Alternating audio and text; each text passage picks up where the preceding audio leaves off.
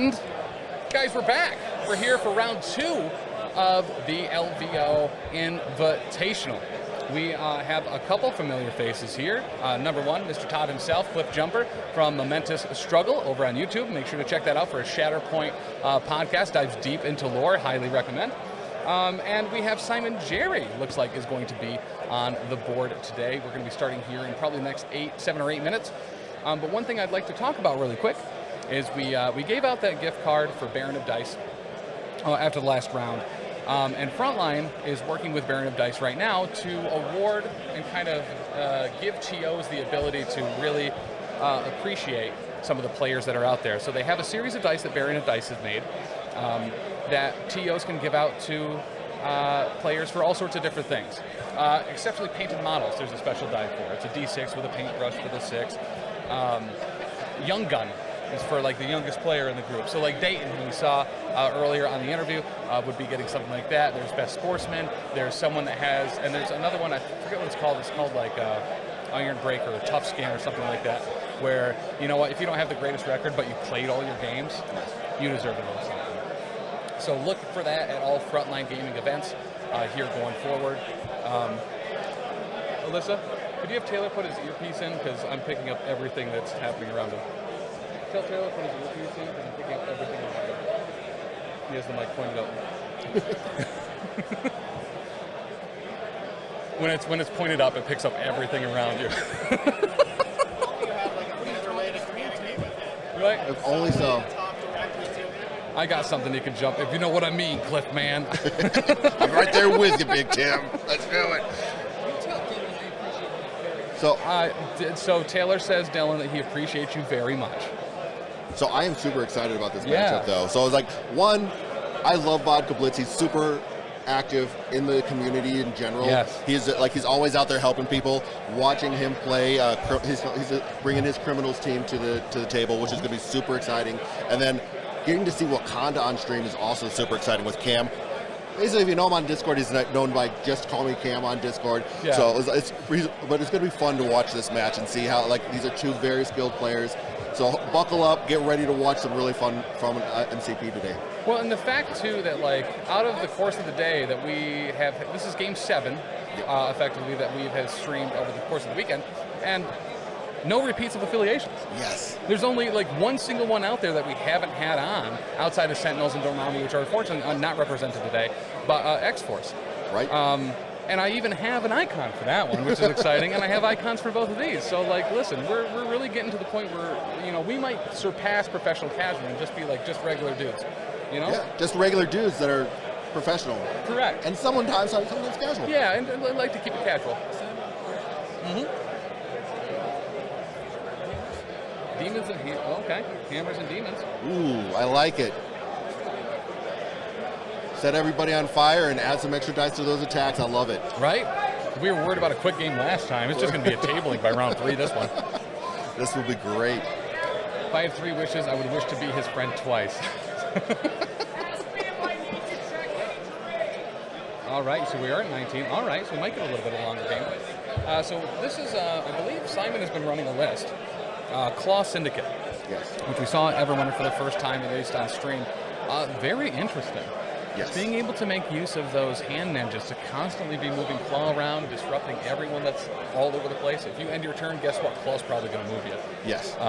Especially on something like Demons, where you're constantly pushing people off once they're already incinerated, especially just keeping that on there and having them not getting any benefit for it is a very nice strategy. It is. I mean, it's a very nice tech being able to sit there and just utilize that ability of Klaw. Like, when Klaw first came out, I think a lot of people weren't sure where he fit in and how you were going to utilize him. Mm-hmm. And it's nice to see that Simon really has come up with a really good strategy on how to sit there and take advantage of that to its full extent. So huge shout out to producer Richie, I guess he's going by now, who broke down a bunch of the math from the remaining 32 players that are still in contention for taking LVO. So out of the top 32 affiliations that are left, we have 9 Guardians players, 4 with Black Order, 5 Web Warriors. 1 of those has Midnight Suns, 1 has A-Force, and 1 has Defenders. 3 Hellfire Club, 3 Wakanda, 3 Defenders, 2 Avengers, and 1 Shield. X-Men, X-Force, Brotherhood, Midnight Suns, Syndicate, and Spider Foes / Syndicate. So, Todd, how do you feel going into this? Granted, we've lost now half of the people, yes, effectively 64 to 32, to still have this amount of variety in these top contenders. It's really nice to see this amount of variety. We really weren't. I was really concerned we were going to see a heavy Guardians and Web Warriors, which, to be fair, that's about half of the meta.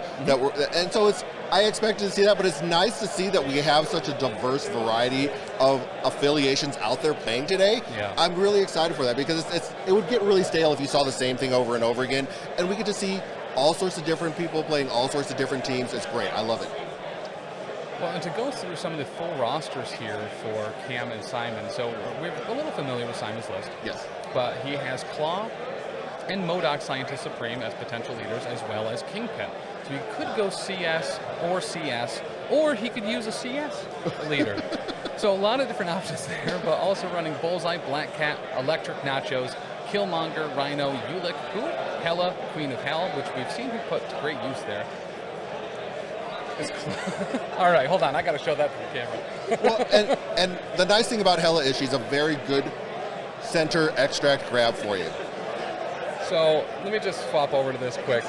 This is from Simon. Oh, does it? Oh, it's not gonna. He'll send it to us. Okay, cool. But it's a clock with everything having Klaw's face on it. It says it's Klaw clock. Yes. I love it. Really appreciate that heavily. And then as far as tactics cards, he has All According to Plan, Brace, Cruel Tutelage, Cruelty, which we've seen him use to great effect, Eyes on the Prize, almost kind of a standard now, Fallback, Sacrifice, Sucker, This is a Robbery, Usurp the Throne. Todd, how do you feel about Eyes on the Prize? Do you think that's a card that ever sees itself into restriction or rotation out with how prevalent it is with Beta Ray Bill and stuff like that?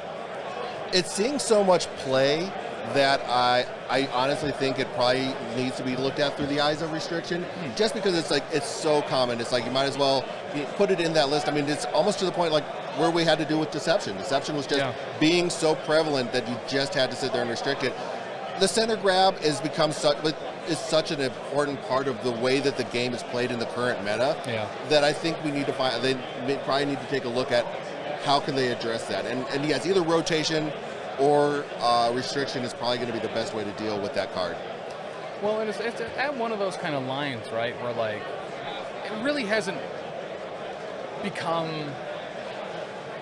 It's not an overwhelmingly difficult card to deal with, but it is everywhere. It's everywhere. So like, it's just hard to discern. Like, I mean, it's not a broken card. Right, correct. It's not broken in any you way. You pay for it, it only works for certain people, it also only works on certain extracts. So it's I think it's in a weird spot where restriction might be too hard, but also might help as well. It wouldn't hurt me to watch it walk away. Right, You know, if it was to be in the next round of rotation of the tactics cards, I would be more than happy to see it walk away.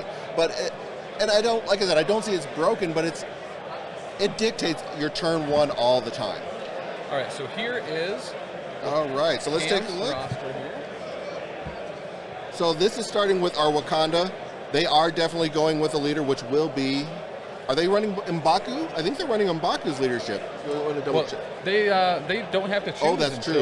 So they have M'Baku, they have Black Panther, they have Shuri, and they have Immortal Hulk. So I like this play. They're just going tall with Immortal Hulk. You have Shuri for the pushes. Okay. Just 4. All right. Just 4. Just going 4 wide. I like M'Baku. M'Baku is a very tanky character and really is, I think, starting to see a lot of play, which is really good. Mm-hmm. So now for his tactics cards, got Spirit of Wakanda, Advanced R&D, Mission Objective, Wakanda Forever, and One Below All. The Advanced R&D with Spirit of Wakanda, that's for that turn 1 play where you are just going to get all of that energy going out. You can just Advanced R&D to Spirit of Wakanda out to all of the characters and get 2 power to everybody and just power everybody up to do all sorts of wonderful things. A little surprised that we had no Chieftain of the Jabari in there. That was interesting, but with the Immortal Hulk and One Below All, I think was kind of where you were going to go with that. Yep. So next you have, for the Criminal Syndicate, you're going with Klaw. They do also have MODOK Scientist Supreme, Elektra for the grunt play, Hela, which is probably going to be for your center grab, as well as Bullseye. Love me some Bullseye, though. Yep, always love Bullseye. And smartly so, brought Cruelty, Brace for Impact, Eyes on the Prize, Fallback, and Sacrifice. So pretty much as expected as far as the Tactics cards go, and a lot of online for what we're expecting from Vodka Blitz. Yeah. All right, so yeah, one of my favorite things is watching that Klaw play with the Electric Nachos hand ninjas, like, especially on demons. You know, I think that's going to be a good setup here, and with hammers, there's so much there, right? As far as turn one plays, being able to have a ninja hand off a hammer to anyone, really. And then having Klaw immediately move first round? Or is that only enemy effects where he gets the I believe it's only enemy effects. So the thing that's going to be interesting here. Hey, Dr. D, thank you for the sub. 14 months? And CGR isn't an issue at all. Not at all. No, there's nothing wrong with CGR. We haven't even seen one out today, man. No, I'm sure we'll, like with 9 remaining Guardians players though, I'm quite positive we're going to be seeing CGR here coming up pretty soon. Unless they all get matched up against each other. And that is perfectly fine. They can just go ahead and beat up on one another. Mm-hmm.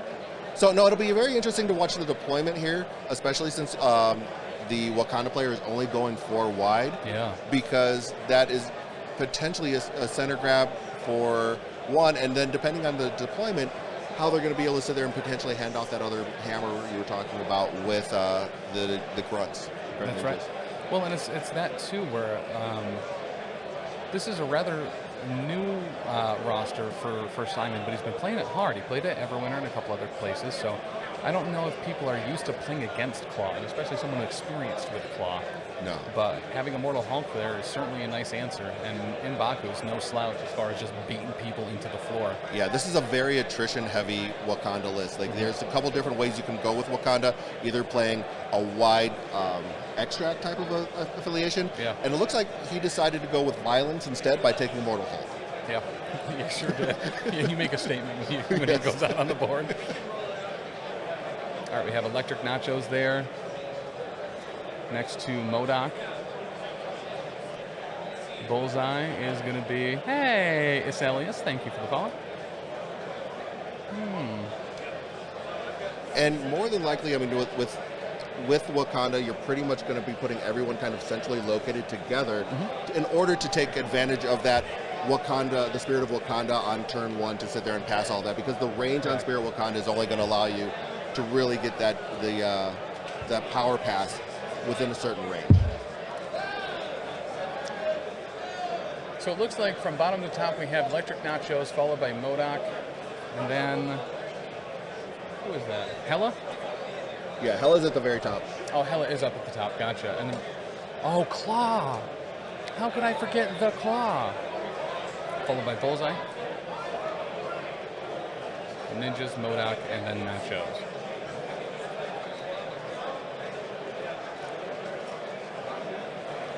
So BP, Shuri, M'Baku, and then Hulk in order, top to bottom. Okay, and we have confirmation now that Klaw and M'Baku are the leaders. I'm going to go ahead and put a little star next to both of their names. That way they know they're special. Yeah, I don't know if they really needed the Black Panther leadership here with the rerolls. I don't think that's going to be that important, especially because the rerolls that you really would want, and especially something like this, is probably going to be if you had defensive rerolls, like because of the getting the incinerated right off the bat is probably what's going to happen. All right, there's the fist pound. Honor is intact. Immortal does have a lot of throws. Oh God, rerolls from Wakanda. The character is going to be getting pawned all over the table. All right, Hela with eyes on the prize right out of the gate. Want to get that right flank hammer.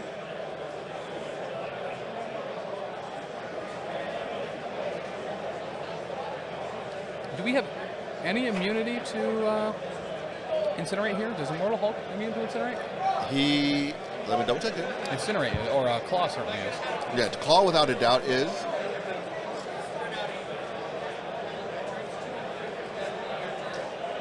All right, so Hela moves up, grabs that hammer, then moves back to the deployment area. So no, Immortal Hulk is not immune to incinerate. He is immune to hex, poison, and stun. Okay, all the magical bits. Yeah, which makes sense. He is a mythical beast that is green. That's right. That's right.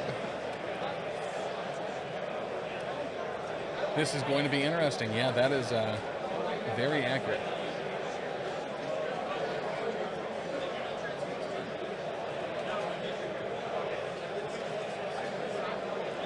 Yep, we're at 19th rep, Demons and Hammers. All right. And as expected, the turn 1 play to advance R&D to go ahead and give everyone 2 extra power. Yep.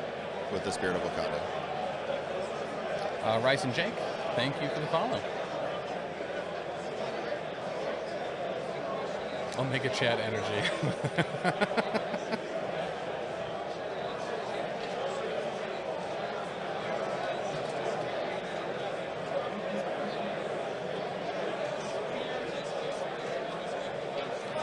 Okay, so yep, the advance R&D to Shuri. Shuri plays Spirit of Wakanda, helps everybody out. Eon Blackcraft, thank you for the follow. I mean, because ultimately Shuri's just going to want to sit there and be on the back line pushing people as much as possible anyway. Yep. That's really what her entire job is to do. So it's a nice push to push people off and then have Hulk just go and beat the living you-know-what out of people. Correct. All the snot. It's Yes. going to go everywhere. Grab a tissue. Yep. Criminal Syndicate. And I do like the thematic of this event where it's actually Klaw against Wakanda. There's so much. It's actually very thematic. I love it. I love it. This is potentially the setup for the Vibranium heist. You know Right? what I mean? MODOK certainly no slouch in wanting some Vibranium. Hell is just, along for the ride or whatever, but Without a doubt. 24-inch pythons, baby. All right, so that's a Gamma Leap.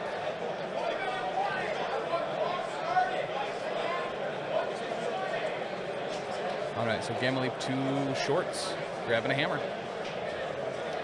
We have a Hulk. Yeah, but we have a Hulk with a hammer. Yes. We have a Hulk that likes to hit hard. Now, the interesting part of this, though, is now that Hulk has that hammer, with the his card that he brought, One Below All, he's going to have to pay extra power to sit there and utilize that as well. Yep. Yep, and Hulk is also sitting at 0 power after a leap and a pickup. Hulkamania running wild, baby.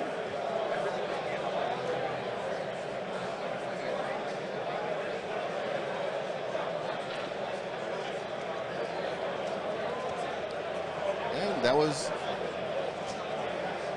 just a pass back from Cam because he is playing with down models. So. So it looks like Ninjas picking up a hammer and giving it to Klaw.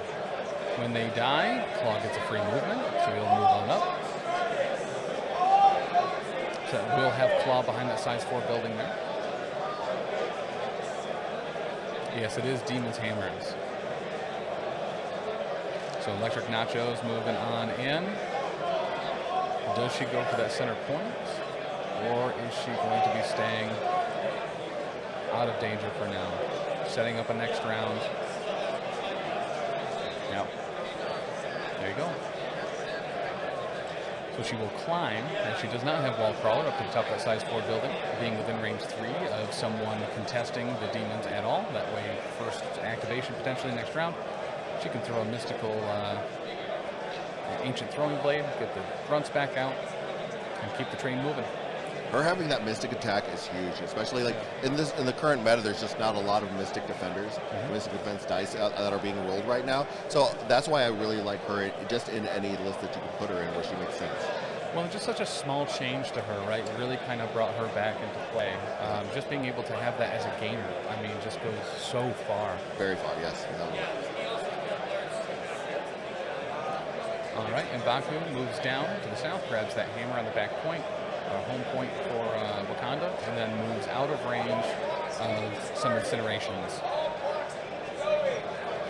Afternoon, guys. How have the games been? They've been great so far. Incredibly quick game for the first game between Vincent Kirchhoff and Troy.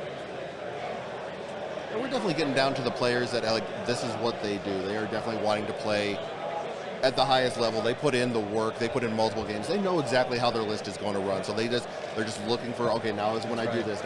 So they're playing on autopilot until it gets to the point where, okay, now I really have to make a decision. So your turn 1, your turn 2s, are pretty much planned out at this point for most of these players. That was 4 damage that went through on who? MODOK into Immortal Hulk with Incinerate. 4 through on Immortal Hulk already with that Incinerate on there. That's a great start for Criminal Syndicate. Without a doubt, yeah. Taking Immortal Hulk, if you can sit there and get him off the board early, that's really going to cripple what's going to happen here. So. For real.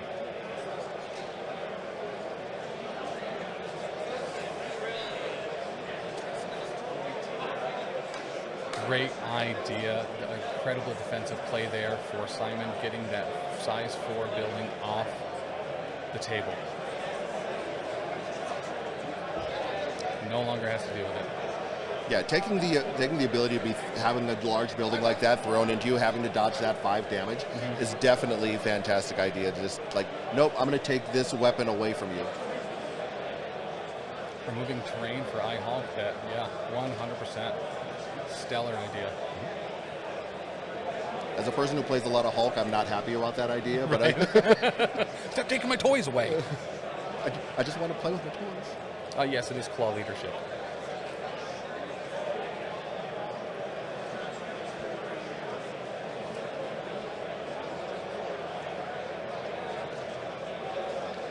All right, so Shuri moving up behind that LVO Captain America. She is contesting that back demon. And that's one of those things, right? Like, as far as a character that you're willing to get incinerated by that, like, Shuri's going to be hanging back. If someone really wants to commit to go get her, it's probably going to be Elektra. But you can kind of hide around that statue for a little bit to make that a little bit more difficult. Yeah, as far as she's going to benefit from cover there. Yep. So that is going to help her with being incinerated and having the die. So it's a really good placement on his part there. And that, I mean, also that's really what you want Shuri doing anyway, is just sitting in the back, throwing that attack out, pushing people off points so that you're giving upgrades. Yeah, exactly. Yep. All right, so Klaw moving up towards the center. And there's not really a better person to take that middle point other than Klaw. He has a hammer, pretty defensive, and immune to incinerate. Yeah, this is the perfect secure for him, because that's just what he wants to be doing, is sitting right in the center, handing out those attacks, and hitting people as hard as he can. Yep. Pretty sure Vaca was pleased with the crisis. Yeah, I would have to imagine so. I would. Yeah, this is ideal for exactly how, like, his game plan for sure. All right, BP. I'm curious if Cam was keeping him in the back, waiting for that Klaw to go forward so we could start getting ready to just soften him up a little. Yeah. Well, and to push him off that point, Klaw's kind of an. Ooh. So he does do the pounce. He's blocking 1 so far. Just 1 out of 3, so that's going to be 2 on Klaw.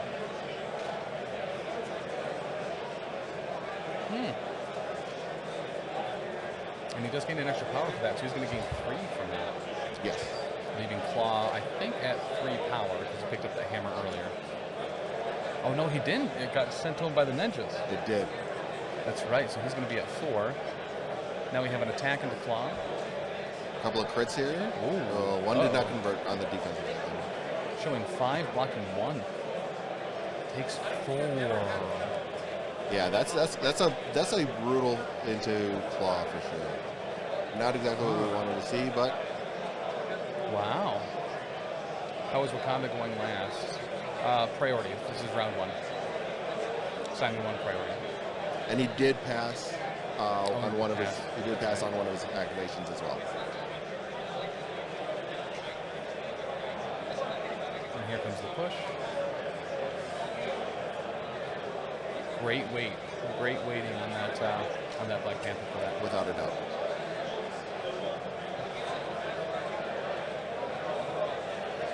And we still have Hela left, so with that extra power, can she do that death call with 2 power, or is that 3? I want to say it is 3. Let's double check. Okay, so at the end of the turn, Klaw does try to push Black Panther off of there, but with the Wakanda affiliation ability, M'Baku says no. King Mark, thank you for the follow. Really appreciate it. Her Death Embrace is 2, actually. for Cam. Oh, sorry, what was that? Death Embraces 2. 2, okay. Did Hela do anything? Oh, that's right. Gotcha. Yo, yeah, she was first activation, grabbed the hammer, then came back. That's right. That's right. Because that was the eyes play on turn 1. M'Baku, yes, it is M'Baku leadership. Which honestly is great against Klaw because it's already worked, right? It already secured them a point that they weren't going to get, which puts Wakanda into the lead because of the M'Baku leadership preventing that push. Well, yeah, exactly. So definitely the right play here. I mean, I don't think that the Black Panther leadership was the ideal leadership into into Klaw as well. All right, so Klaw reconstituted a little bit, healed 2. Thank you guys for the follows as well. Soren, appreciate you. And looks like he might be popping off a little bit here. I see 1 block, 5 successes on the hits. Great start.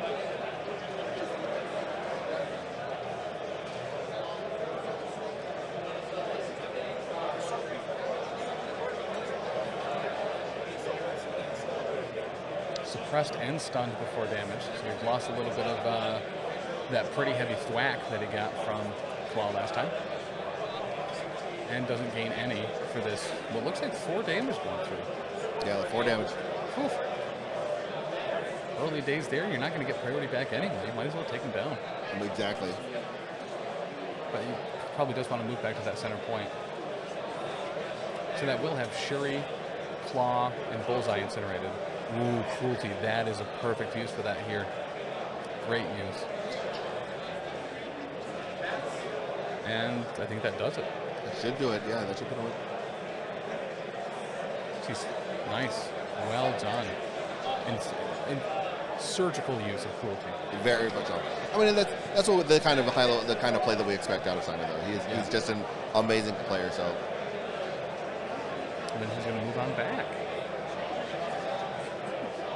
I mean, not bad. You're going to reconstitute next turn anyway. Get him back in the game next turn. And then a pass from Cam. I mean, the biggest thing here that you're trying to do, at least the way that I look at it, is you're trying to maintain parity for the first couple of rounds, and then have your big swing turn. I mean, and if that is the best way to maintain priority, which is what Simon is obviously thinking is to do, go for it. I think that's probably the best way to do it. All right, we have another attack into Immortal Hulk from MODOK, showing nothing on the defense, and 4 successes. Wow. Yeah, that. And he's going to have Elektra pay for rerolls, I think. And he'll take 4. Taking 4. I mean, having your buddies pay for your rerolls is pretty fantastic. Pretty great.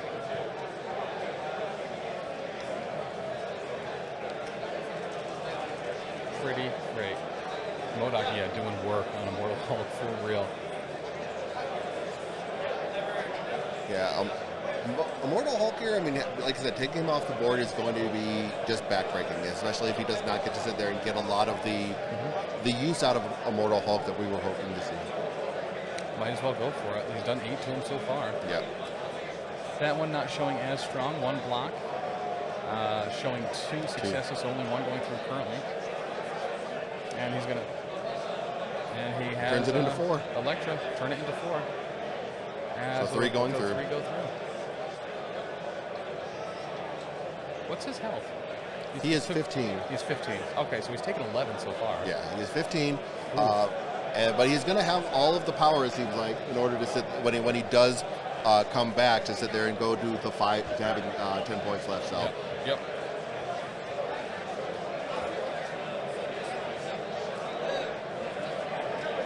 MODOK, oops, all the power.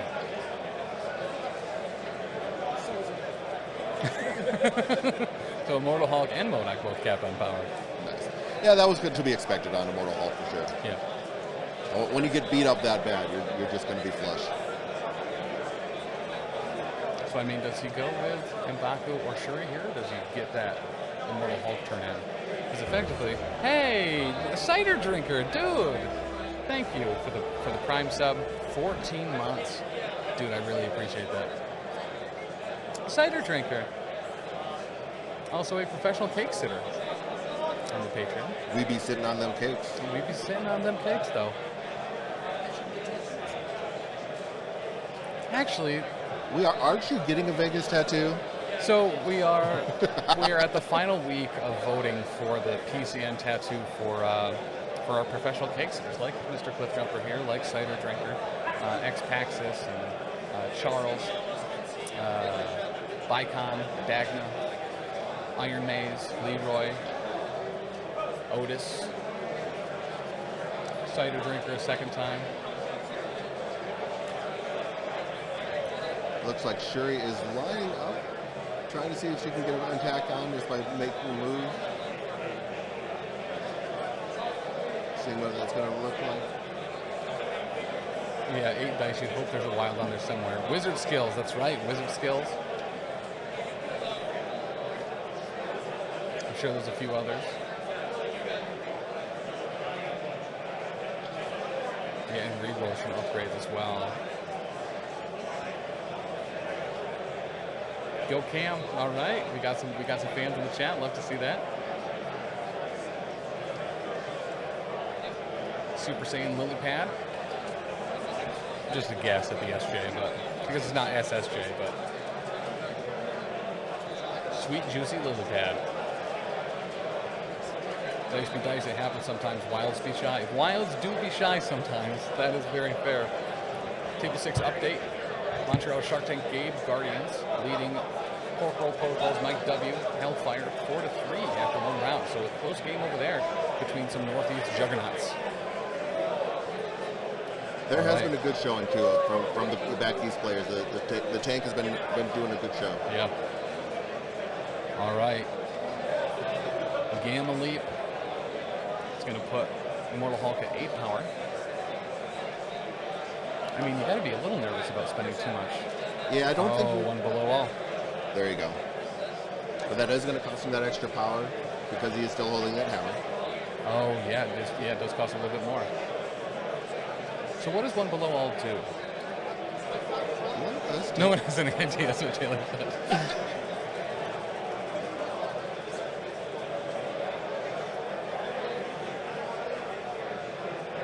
So I want to make sure I read this properly because I will always read it improperly if I don't. So one below, during Immortal Hulk's activation, it can spend 2 power to play this card. It has an Immortal token. It may remove up to 2 special conditions from itself. If it does not have the Immortal token, it may place itself within 2 of its current position. So it's basically, since he is not immortal right now, he's going to get to place himself within 2. So we got that 2 place, looks like, and he is swinging into Elektra, showing 4-5 on the attack. She is blocking 2. So only 3 here. But still not an awful roll. Not an awful roll. Hulk not looking good. No, I think Hulk really does want to spike a little bit better. Like especially with the way he's been getting beat up. Did you put Wakanda for that last die? Is that what that was? Oh, yeah. People are the wild. Gotcha. So with the M'Baku thing, because he's holding a hammer. Correct. He was able to convert that. Yeah, so 6 into 2, he's going to take 4. 4 nachos. Yeah, kill my guys. And then he did trigger the throw here. And we definitely want Immortal Hulk to sit there and try and put in some work because he's been taking a beating. They've been focusing down on Immortal, so you really want to make sure you're getting some value off of the big guy. I mean, that's 7 points. You want to get some value out of him for sure. Correct.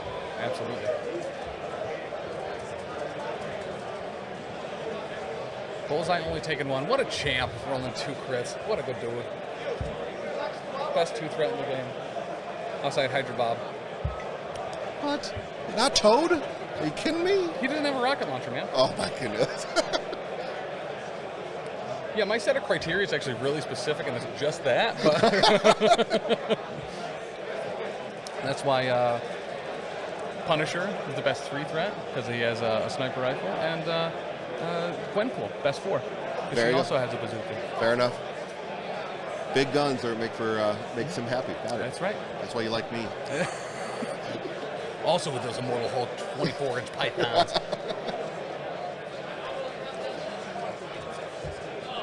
All right, going to sacrifice his Bullseye here on the second Hulk punch, and what a time to do so. Yeah, his dice kind of blew up there. That's pretty fantastic. Yep. All right, Klaw's going to be moving here. After the Bullseye days. At the Bullseye days. Very timely use of all of the tactics cards by Simon. Yeah. I mean, he's been using them perfectly, and I think that's overlooked, like especially for newer players coming into the game, is how to effectively utilize your tactics cards and utilizing them at the right time, and like, that's something definitely you can learn from watching some of these players.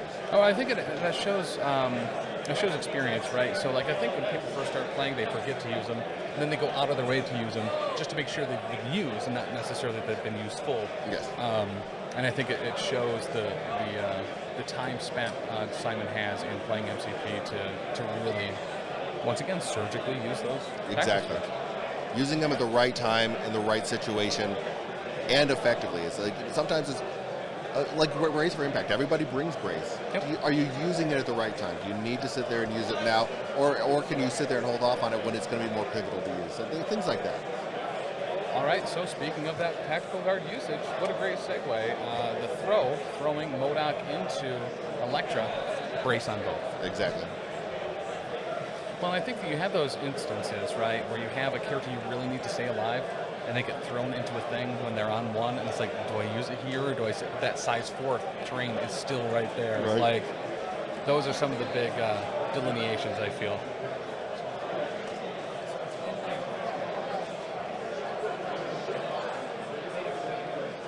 Yeah. So it does end within range of Klaw's push. But Hela's right there. So he's spent a decent amount here, but he's gained a lot back. He has. But like we're saying, we got to be careful with Hulk and making sure that you have enough power when he does go down, so that you are retapped. Yeah, because you don't want him to go back down, and like if you have him at 6 or 7, it's not going to be that hard to sit there and take him down and just completely remove him from the board. Okay, so he's already going to use the claw push there. Hey, typo. Thank you for the follow. Go Cam. Or Tippio Pimp, potentially. All right, Elektra. Time to get some more grunts on that board. Did he move Klaw after Bullseye went down? Did he move Klaw after Bullseye went down? Okay. All right, Nachos of the electric variety. He's no longer incinerated. Looks like he showed 3 defense type scoop quick. So just 1 through. Wash. Okay. No damage through on the first. But that ninjas come out and immediately attack. That was not the roll that they were looking for. 2 skulls, 2 blanks. It was not. Typo pin. Like it. Hell yeah. He's one of my homeboys from home. Nice. Doing it again. Much better showing. 2 crits. Converting into 2 more crits. Whoa. 6. Hey, Matt Alex, dude. With 10 gift subs. Ooh, thank you very much. Matt, that's going out to Chow Tow's Batch Bread Crisp Sandwich. Love that name.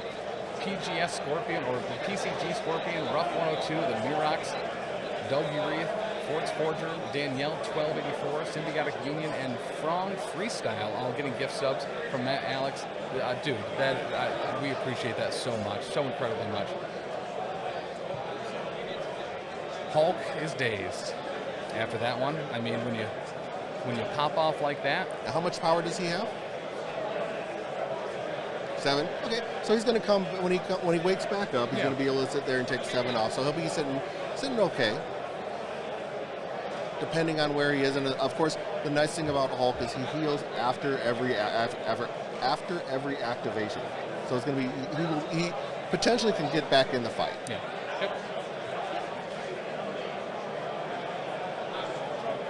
And Nachos grabs that hammer. Following Noble, thank you for the follow. Cam's supporters coming out in droves, love it. Z-Natch also as well, thank you for the follow. Great to see people coming out and support their players here at the Las Vegas Open. Without a doubt. I love the community that we have here, that they're always so supportive of all of everyone around them. Yeah. And I mean, and the sportsmanship that we see just between all of the players here has been amazing as well. Mm-hmm. It's great. It's a great gaming family to be part of, for sure. It really is. Well, and we always see people show up for the Shark Tank and chat. It's always really nice to see in multiple languages normally as well. And to see that for Cam as well is just really nice to see. Yes, without a doubt. But for real, Matt, once again, thank you so much for those gift subs, guys. The gift subs, the Prime subs, Patreon, all of that stuff helps us come to these. It is absolutely vital to have us out here, so we really appreciate everyone's support in supporting the network to provide this coverage. For real, we cannot thank you guys enough. Even likes and shares and stuff, guys, goes a long way. Man, Alex is spot on. MCP competitive community, best competitive community. Oh, without a doubt. Yeah. Without a doubt. I mean, I played competitive Magic. Mm-hmm. I played Warhammer, not competitively, but I played Warhammer, and there's just the community. Like, you get on the different Discords and how everyone is so welcoming and willing to give constructive feedback, not just, hey, that's a dumb play, that's a dumb idea, why are you thinking of doing that? There are a lot of people that will just sit there and go, well, here's what you could do, I like what you're doing, here's a better alternative. People are just so great. So the two objective cards that are left for Wakanda are Mission Objective and Wakanda Forever. So we are still prepping for a Wakanda Forever run. The potential of all according to plan here from Banca is going to be brutal for Wakanda to lose. You are not mistaken. Without a doubt. Mistaken. Shuri checking some ranges. And he was checking into that earlier, where he was looking for the range 5s to sit there and see where he needed to put Shuri in order to sit there and get that attack off. So this was kind of anticipated.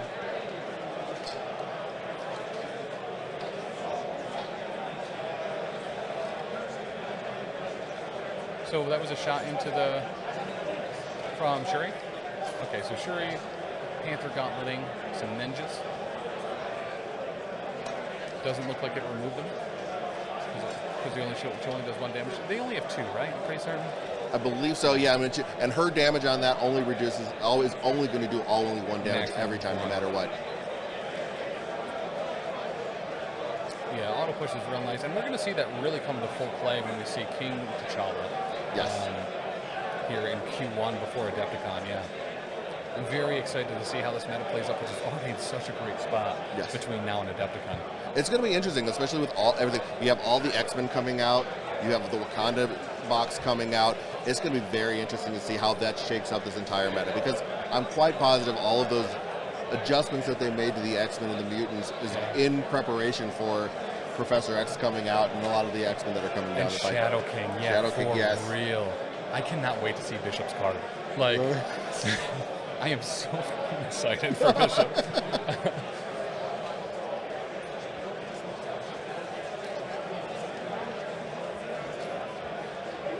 Okay, so M'Baku comes over. Electric Nachos is just a millimeter out of 3. Hela, A. See, so what I like to call on my podcast is what really happened here was that was a accidentally tactical move. He knew what he was doing, but it just happened on accident. Simon was at 3. 7 to 6.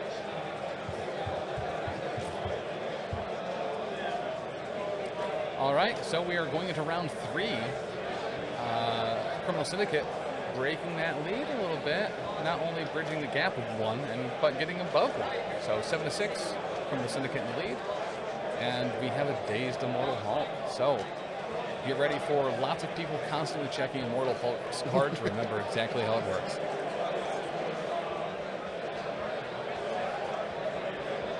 Spider-Ham 2 threat. Yes, let's go.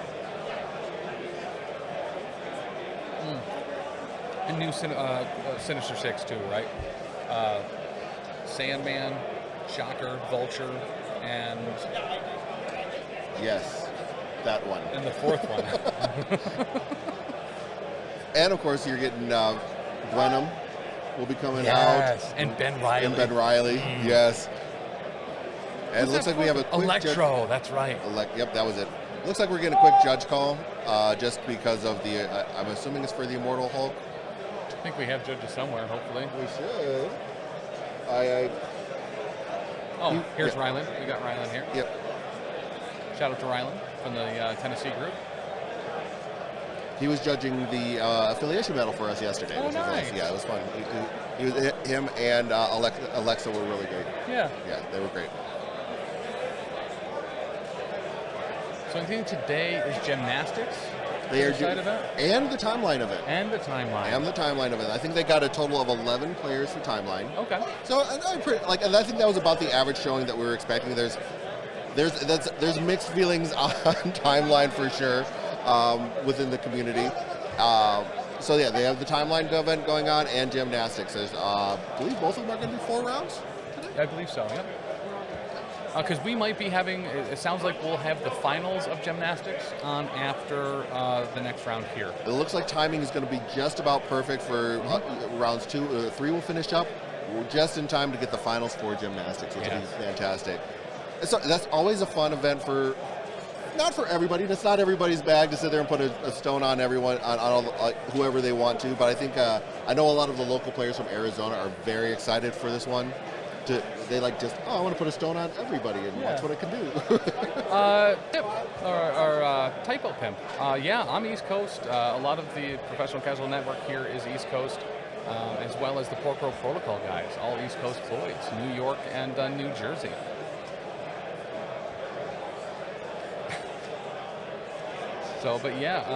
Richmond Open is one that's been on our radar. It hasn't really worked out before, and we haven't normally, when we go to like stream events and stuff, we get reached out to, and it's always been a last minute thing that it gets brought up. Charlotte, yeah. So, and Dakota's here. So you're probably Dakota and he's actually right at the side of the table too, from Charlotte. But yeah, Virginia, we were looking at, it's only like 7-ish hours away. And we go to Boston, which is like 6. And the Atlantic City Open, also 6. Yeah, a very good amount of people decided to travel for this event, which is fantastic. I'm very happy for the turn. But it is Vegas. People I'm going to go play some games, and then I can gamble on the side, do whatever I'm going to do. So yeah, it's definitely the experience of LVO altogether. Test Cartel, thank you for the follow. But yeah, so Richie has been co-commentating with me for a lot of the weekend. Taught me how to play craps this weekend. Okay. And what a delightful game. It's everyone against the house. Exactly. And met some great people. Like just asking, hey, why are you doing this? What's doing that? Everyone's super helpful. It's very nice. What is this, Taylor? 2 damage into Immortal Hulk from the ninjas. That is 3 crits on another ninja weapons into Immortal Hulk. Are you kidding me? Oh my goodness. Hand ninjas just did 7 damage. The hand ninjas. To Immortal Hulk. And Simon says that's why Elektra is good, because she brings the ninjas. Wow. That is brutal. And Cam was a good sport about it. He gave Simon a high five on that one. But yeah. that is brutal. Hulk on what? 4 left on Hulk. Now watch Elektra flub just all whiff over it. rolls. Yeah. Go ninja, go. Sorry, I'm not going to break out. We're getting an with impale them. right now? All right, we have an impale on Hulk. Here we go. Let's see. Oof. Yeah, to be expected. Yeah. We got at least 2 blanks, 2 shields. Oh. But that was the worst possible roll and that is Immortal Hulk coming off the board. It is. 7 points gone like that. That is rough. Ninjas, huh? Ninjas. 9 damage. Or 7 damage.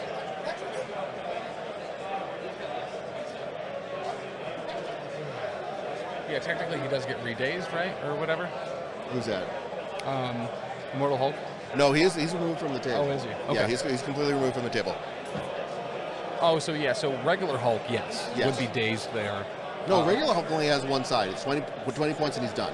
Well, right, but if he gets dazed, he still doesn't get removed from the table until the cleanup, right? Correct. Yeah.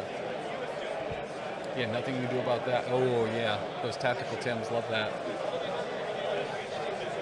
Oof. And once again, one of the things I really like about this particular group, we talk about it a lot, probably to death, but Cam being excited. You know, the high five there is great sportsmanship. Yeah.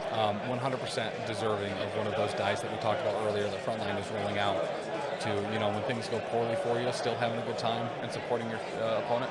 Ooh, great attack here, looking like. Showing 4. This is going into Knob Curry into Hela. Hela blocking 1. All right. Well, 4 going 4. through. There you go. A nice little clap back. That makes you feel a little bit better when you get to come back and do a little damage on there. Gravecrawler. Thank you so much for the gift sub. Or subscribing with Prime, even better. 5 months. Hell yeah, dude. MCP hype. Oh, this looks like a Hela going down.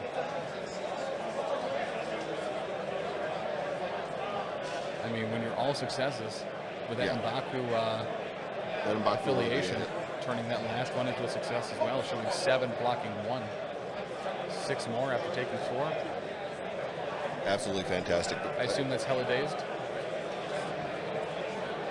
Like the people in California like to say, hella dazed. Hela dazed. There's a push before damage, and then I believe Hela had a hammer. Well, she used to. Don't gimmick infringement. See, that's what your commentators do to you. That's right. Oh, thank you. I appreciate that, gotcha. Richie. Kirchhoff down 7-4 in round 3 with his match. Ooh. And she fell Hela back. is going to fall back. All right. Oh, because it's before damage is applied. It is. The damage will still go through, of course, yes, but yes, you will fall back in, and that's smart. Good luck to sit getting there this hammer, nerd. Right. Well, that's the thing. Yeah, that gets the hammer out of position, so it's not easily just picked right back up. Yep.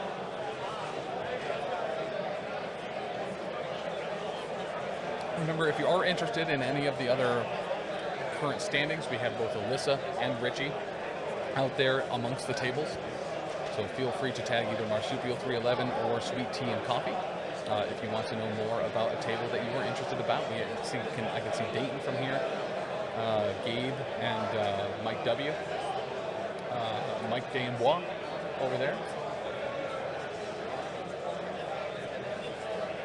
Claw moving off the days there.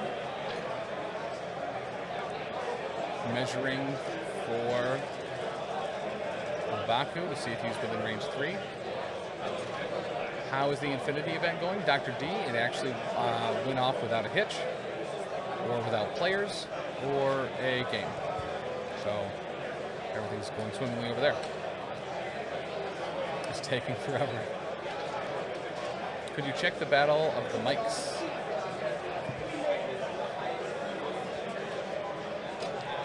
All right, gonna knob some nachos here. It's an okay start. He has the wilds. We can convert. Oh, he might not be contesting anything though. I don't think he has a hammer. Oh no, he does have a hammer. And a laser. All right. Oh gosh, I'll live on 1. There you go.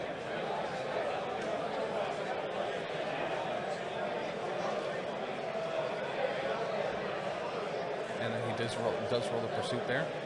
Onlin also. Onling, thank you for the follow. Guys, 309 viewers in here right now watching LVL. That's fantastic. MCP is in a great spot right now. Yeah, the game is growing fantastic. Fantastic. I mean, that character card update just did such a huge benefit to the life of the game, right? Without a doubt. I mean, I jumped all in on Defenders as soon as they did that, and I have been loving playing it. And that's the nice thing about what AMG does in this game is that they just do all of the different things to help grow the game and help continue to keep the interest and going in the game for sure. All right, Rosane to the hydrate, thank you. And we have, by the way, Wakanda Forever. And Baku and Shuri. So this could be a time to try to strike back a little bit. Well, maybe not. Showing 2, blocking 2, nothing. A poor start. The dice be dicing though. Those 8-sided dice sometimes just do not want to be your friend. That's right. Shuri shooting some ninjas here. They do block 1, so they're going to block the whole thing. Does he get the push though? Got it. So a total of 26 players in the gymnastics event. That is awesome. That is fantastic. She does get some extra power there from rolling a skull. Gabe wins at table 6 with Guardians. Gabe wins against Mike W. Klaw has had 3 movements this activation off of that affiliation ability. Does look like Pork Roll is out of LVO outside Mike Denbois. I believe is still in. So they're just, you got to raise your hands and pork that roll right to that protocol so that, they, you know, like a spirit bomb almost, so that they can stay in this. MODOK Spender into Black Panther. That's a decent defensive roll, though, 3. Yeah. Bullseye is going to pay, so MODOK can get some rerolls. What a good guy. And he converts 1. 2 go through. DeLuca, oh, it's Mike DeLuca versus Mike Denbois. DeLuca leads 6-2 in the Battle of the Mikes. Uh-oh, Pork Roll. So, all right, this is getting real close for Pork Roll.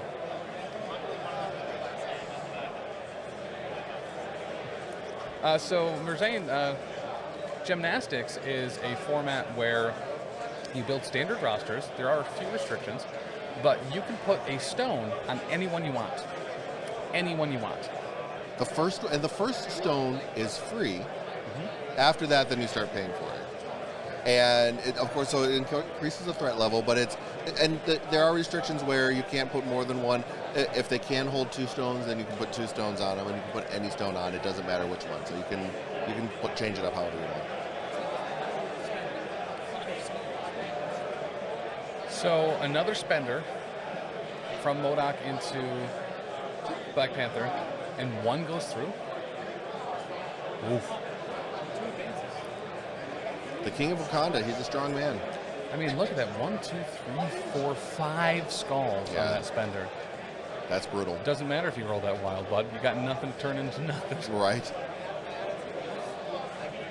And you just get those failures. It can be brutal. That's the dice. The dice of MCP. Marvel dice just are sometimes pretty painful. Yes, Hulk is dead. Yeah. Not so immortal after all, huh? Right. Advent, yep.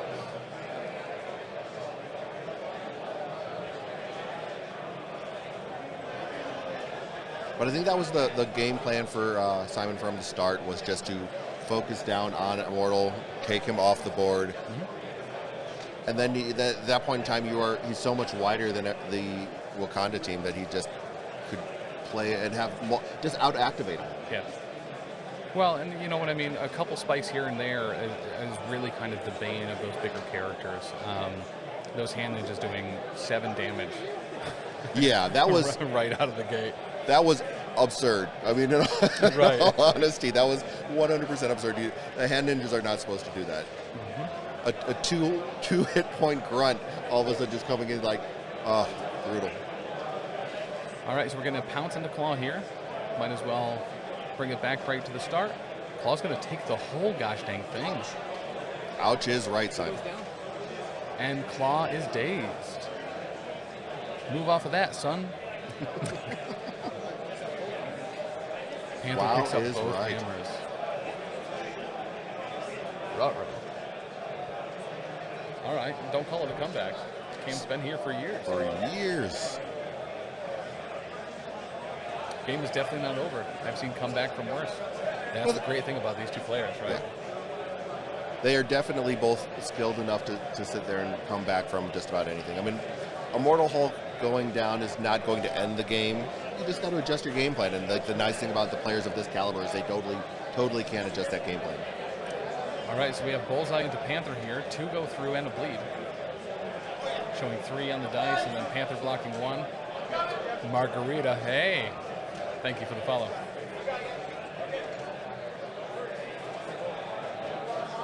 All right, so a hit and run here. Nothing. Black Panther is alive on 1, but he is bleeding. Oh, because he can never miss.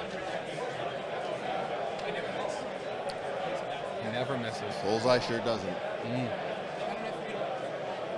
Right? Because you never remember. Bullseye never remembers that he never misses. Right. He forgets that he can miss. That's the whole superpower. That's a secret cap. Right. That's a secret cap.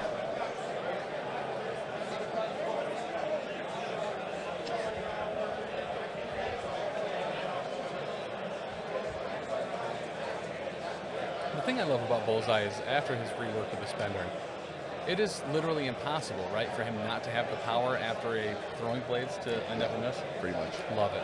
Love it.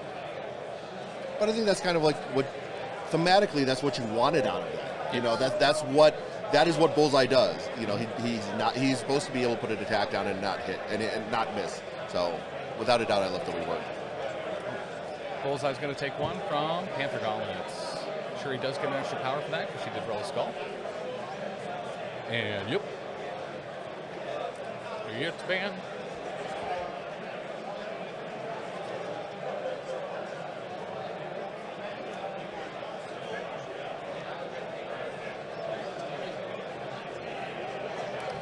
Tied up, guys. Cam, once again, bridging the gap there. Simon, keeping parity. We're 9-9 going into round 4. Cam saying, you can take my big guy down, but I'm going to keep scrapping. That's I love right. it. Knob Cry, you're going to need an alibi when he hits you and you go to fly. Because there's a push on it.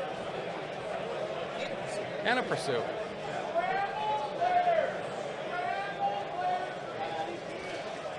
Not sure if you guys heard, but there is a scramble starting. I really wish that Omnis would speak up a little bit more so that people could hear him. Get this guy a mic. Please, let's not give him a bullhorn.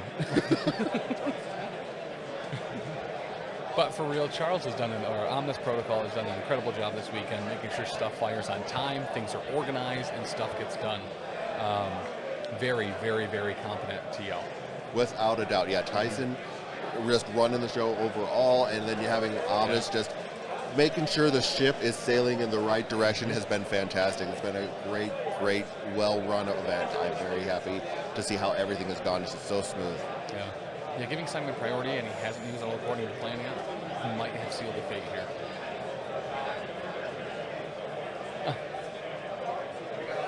Yeah, I can hear it. I think it slightly pulled the headset out of the deal. Like, I like to pull it.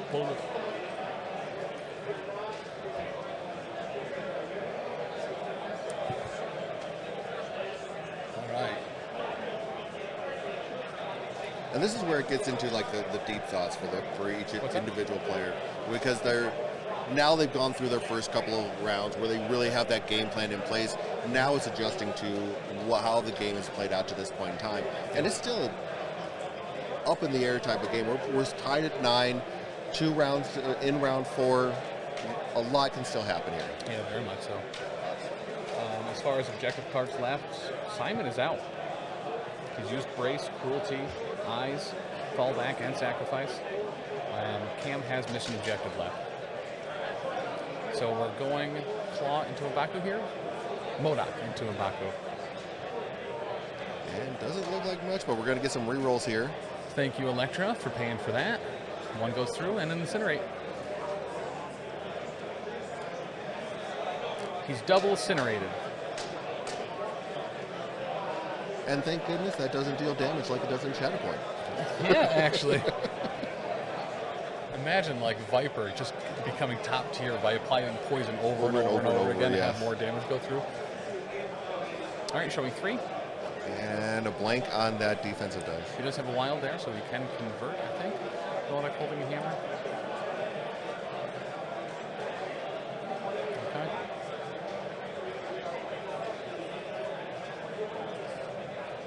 Okay. Okay. There's 3 on Shuri. And this is where that incinerate really starts to hurt. There's 3 damage into M'Baku. Okay, so that was 3 into M'Baku, my bad.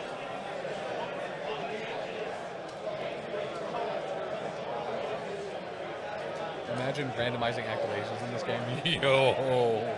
I think that'd be fun, but I enjoy that piece of Shatterpoint myself, where it's you really have to just wait and see what happens. But yeah, I mean, I get it. That's not for everybody. Everyone, like some people want the control of being able to figure out what you do, but I think that'd be fun. My gameplay is reactive and not planning, so I like that in Shatterpoint.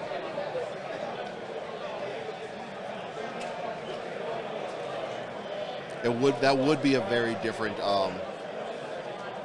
spin on the game. Absolutely have to do that. I know, right? An alternative format. All right, Spender into Elektra from M'Baku. Can he take out them nachos once and for all? 1, 2, 3, 4, 5, 6. Pretty solid roll there. Yeah, it does have the wild. And he has a hammer, so that's going to turn into 7 real quick. Blocking 2. That 5 damage that's going to go through on nachos? Looking that way. See how they play it out. Or maybe it's only once a turn. Maybe he's not electing to use that yet. Gotcha. I do play Shatterpoint. I like Shatterpoint quite a bit. Todd does as well. I thoroughly enjoy the game. What's the YouTube channel name? Is it Momentous Struggle? Momentous Struggle. There you go. Yep, YouTube, and we do a weekly podcast. Weekly podcast and YouTube. Make sure to check out Momentous Struggle where any good podcasts are sold. Except you don't have to pay for it. Yep, we are free of charge. All right, so we'll throw into Bullseye. Bullseye only blocking 1. Gonna take 2 from that. No, Chewy's Chewy.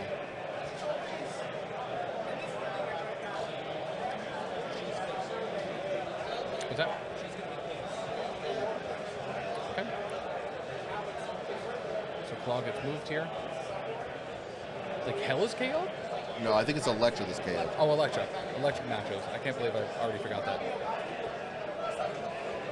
Listen, man. So yeah, Elektra is going to be removed from the board, which hinders the game plan because now you don't have the ninjas that are going to be falling off the board, helping for that movement that you get from them. So a smart move to get them off the board for sure. All right, we do have the avalanche here, so moving short and smacking somebody else. Hyper Viper defeats Carl in the Hellfire Club Mirror. Man, we were rooting for Carl, only because we haven't met Hyper Viper yet, but Carl was a super cool dude.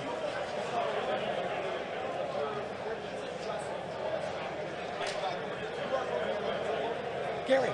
Sleepy Gary! I didn't whisper loud enough. Is that a thing? Can you whisper loud? I thought I was whispering loud.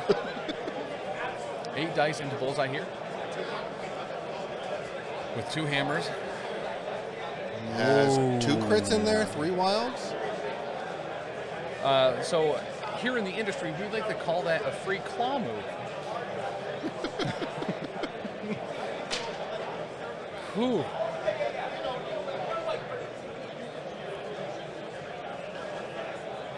All right, looks like DeLuca is going to take out Mike Danbois. I think that's going to seal the deal for Pork Roll. So now we consider Canada in the Northeast. Now we're pulling from Montreal Shark Tank. Let's go. Got to represent. Let's go, Canucks. Change the wording, Chewy, and you'd be good.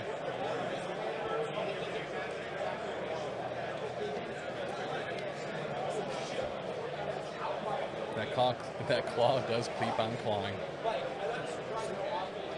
Here's the pursuit off that Knob Curry. Yeah, it really was. I think that puts him in range of picking up both hammers. How many hammers does he already have? M'Baku's going to have 4 hammers? He's got all the hammers. That's my boy. He's got them in his elbows. Yes. Right? Diluc is 100% ready for Guardians, and he got them round 1 and 2. I mean, dude, for real. Good on him. So M'Baku is going to be hitting hard with all of these hammers. It's going to be fantastic. He's going to become like a drone. It's going to be 4 spinning hammers. Yeah, like Thor, come and check this out. Just starfishing through the air. Yeah, M'Baku with the 2 energy defense is a huge target right now. Yes, he is. And he's incinerated, so... Yeah, that one dice on an energy attack. But that's right. He's going to sit there and say, just witness the might of the Jabari. Hey, Magic Nick. He has 0 Inhumans players with CGR. Yep. 0 Inhumans players with CGR. Yeah. Many Guardians players with CGR. Well, I think there was only 1 Inhumans player that made it into the event, I believe so, the Invitational. yeah. And according to the last update that we've gotten from Richie on these Taupe spreadsheets, is there are no more Inhumans players. Yeah, so he lost round 1. 2 wilds on that. Throwing a size 2 into Hela. She's going to block 2, only taking 1. Fantastic.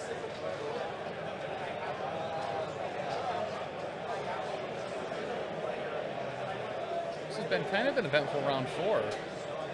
Yeah, And a lot of it certainly seemed like Simon was going to clean this up, but Cam is coming back, man. Yeah, he's definitely holding down the fort, giving it all he can with this one. So, I mean, with M'Baku holding 4 hammers, that's 4 points right there that he's got. Yeah. You know, so he's scoring Shuri quite on the middle for significant. 5. That puts him at 14. I mean, this is very much anyone's game.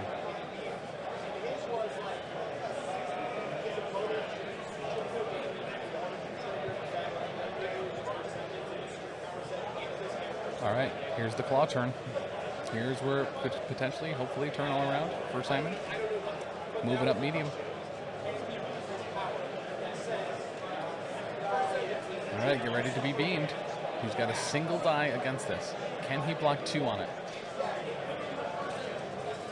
Outside of range of upgrades. Oh, that does not look good. There's 2, 1, 2, 3, 2, 4, 6, 7? 7. Yeah. Oh, yeah.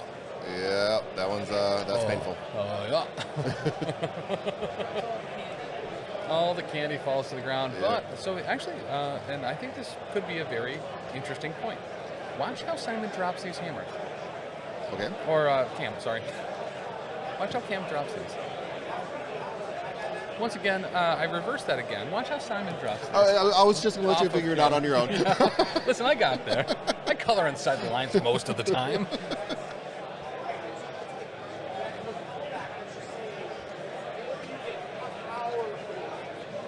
Stacked them all up. Checking ranges on Shuri to see if she can go over and pick all 4 of them up. So we've seen this before. I saw this at NashCon. Sooner against Zach Cohen dropped all 4 hammers on the same spot in the Malekith game against Guardians. Ended up being a mistake. Someone just walked over, picked them all up. Yeah.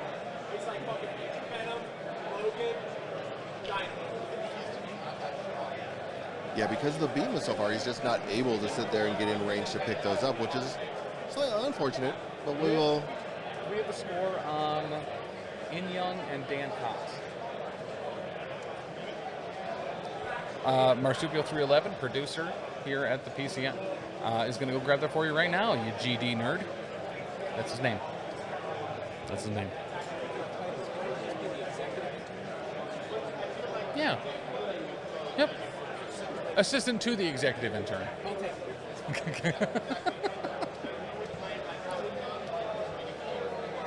That means he buys us lunch, right? I think so. Okay, fantastic. Yeah. No one's brought me coffee all day. Dock their pay.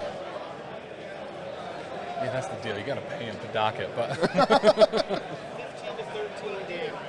All right. So RD GD Nerd. It is. What did you say? 15-13. 15-13 Dan. Okay. 15-13 Dan. How much power does Klaw have? A bunch. 4. Shuri double moves, picks up 2 hammers. Hela moves up, picks up the other 2. The other way around? Oh, 15-13 in Young. In Young, 15-13. Updates on Vince. All right, Shuri murder time. Spender. One block. Shuri, 1, 2, 3, 4, 5, 6 right now. 2 crits. 2 crits.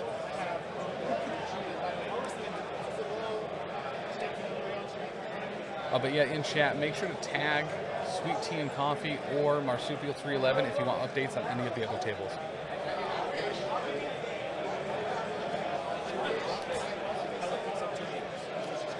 Hela's got 4.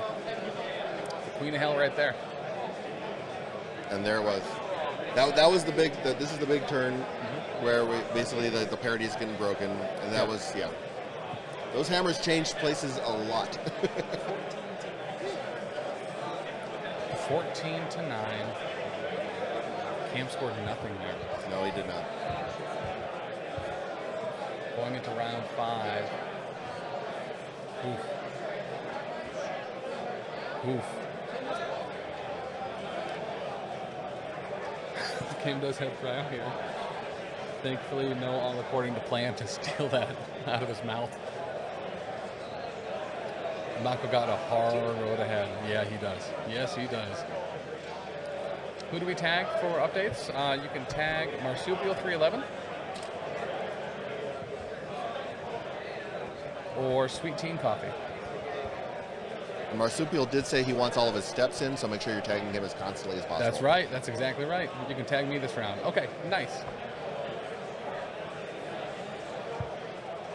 But just a massive thank you to all the people that have been helping out. Taylor as the eyes in the sky, completely kind of indispensable. Richie and Alyssa, Sweet Tea and Coffee and Marsupial, providing co-commentary as well as getting people in for interviews, making sure everyone's updated on all the other games. Absolutely indispensable. Todd, a momentous struggle right here himself, helping out and co-commentating as well, which allows Richie to go out and update everybody on the games that they are watching or want to see. Thank you to everyone involved in that. Yep. Hela also has free soul tokens. Oof.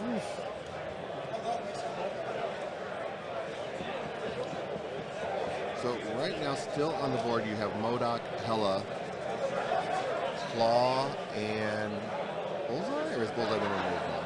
Bullseye is KO. MODOK untouched on his healthy side. Zach Cohen is up 12-10 right now. We love Zach.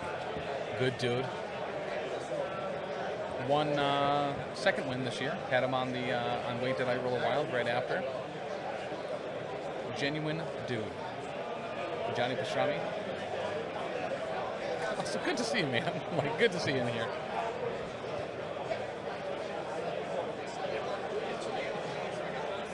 Sonic Crunch. All right, we got a spender from Shuri. Getting a power, at least from the skull, with a crit. Currently showing 4, blocking 1, 3 going through. Let's see how the crit works. Convert the crit? No. Doesn't convert the crit, but that's 3 and a stagger.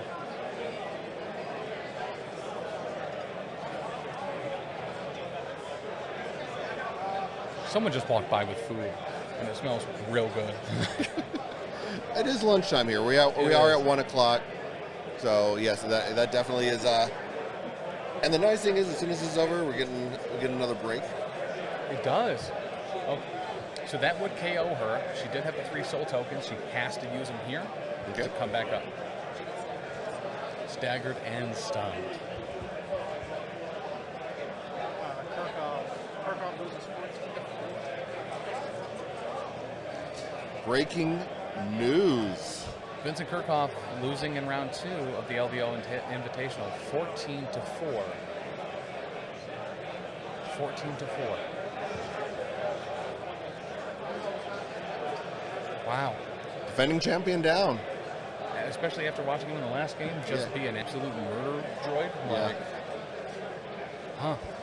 That is unexpected. Unexpected for sure. But that's the thing here.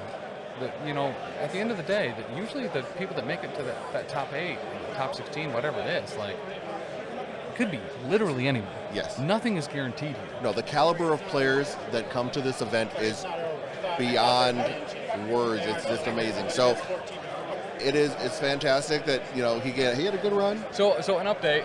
Game's not over. Oh, well, you look at this guy. That is the current score, though. The current score. Okay. We know that Vince can pull it off. No, Vince did not lose. He did not lose. You can win by tabling. Listen. He is down right now. We were given a little bit more information. Vince has not lost yet. He is currently not winning his match, though. Okay, so this was a MODOK spender into M'Baku. Whoa! Way to turn that around. You all right? He was showing 5 with blocking 1. Now he's showing 5, blocking 3. Only 2 go through M'Baku. Dude, good on you. That's a chieftain of the Jabari for you. He is.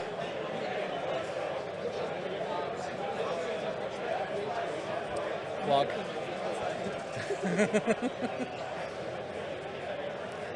One crit. And the spender showing That 3. one. 2 more go through. 2 MODOK spenders with that many skulls, though. Is not. 2 skulls, 2 blocks to blank.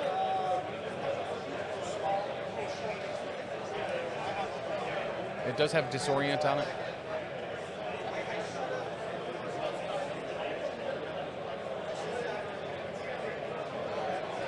Captain BDMA wins versus with defenders at table 1. There we go. It's another interview down. I think that was Frankie who we interviewed after the last round. Was going up against Captain. He was running CGR, so that's a CGR gun. I'm okay with that. Yep. I am okay with that. I mean, I get it. CGR he's such a swingy character. You know, it's like if his dice are not online, it's pretty brutal. And Baku can't get over there and punch Hela enough. Listen, we've seen spikes, right? We've seen spikes. But yeah, GG to Klaw leadership. Listen, Simon's been talking about it. People have been, you know, kind of passing it off. You're seeing it happen here. I think you needed a good pilot for this list, for that leadership, to sit there and really put in the work for it. And Simon definitely has put in the work that was needed in order to sit there and get what he's getting out of this list. Yeah. Yep. And like I said, you need a good pilot. Simon is a fantastic pilot when it comes to playing this. For real. And that's one of the things, too, that we've seen Simon pilot X-Men Gold for so long. He switched over to this. It was actually very exciting to see him playing something different. Yeah. But when you have someone that skilled, that has that many reps in, the Montreal Shark Tank play each other, like, multiple times a day. Yes. Like,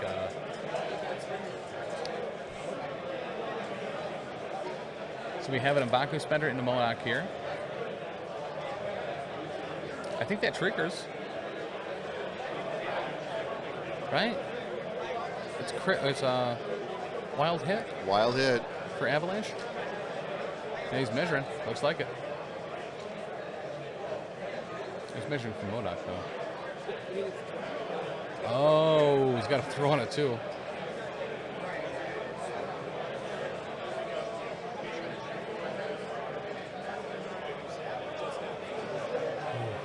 Just shy of colliding a MODOK with a Mo friend. Get the short move.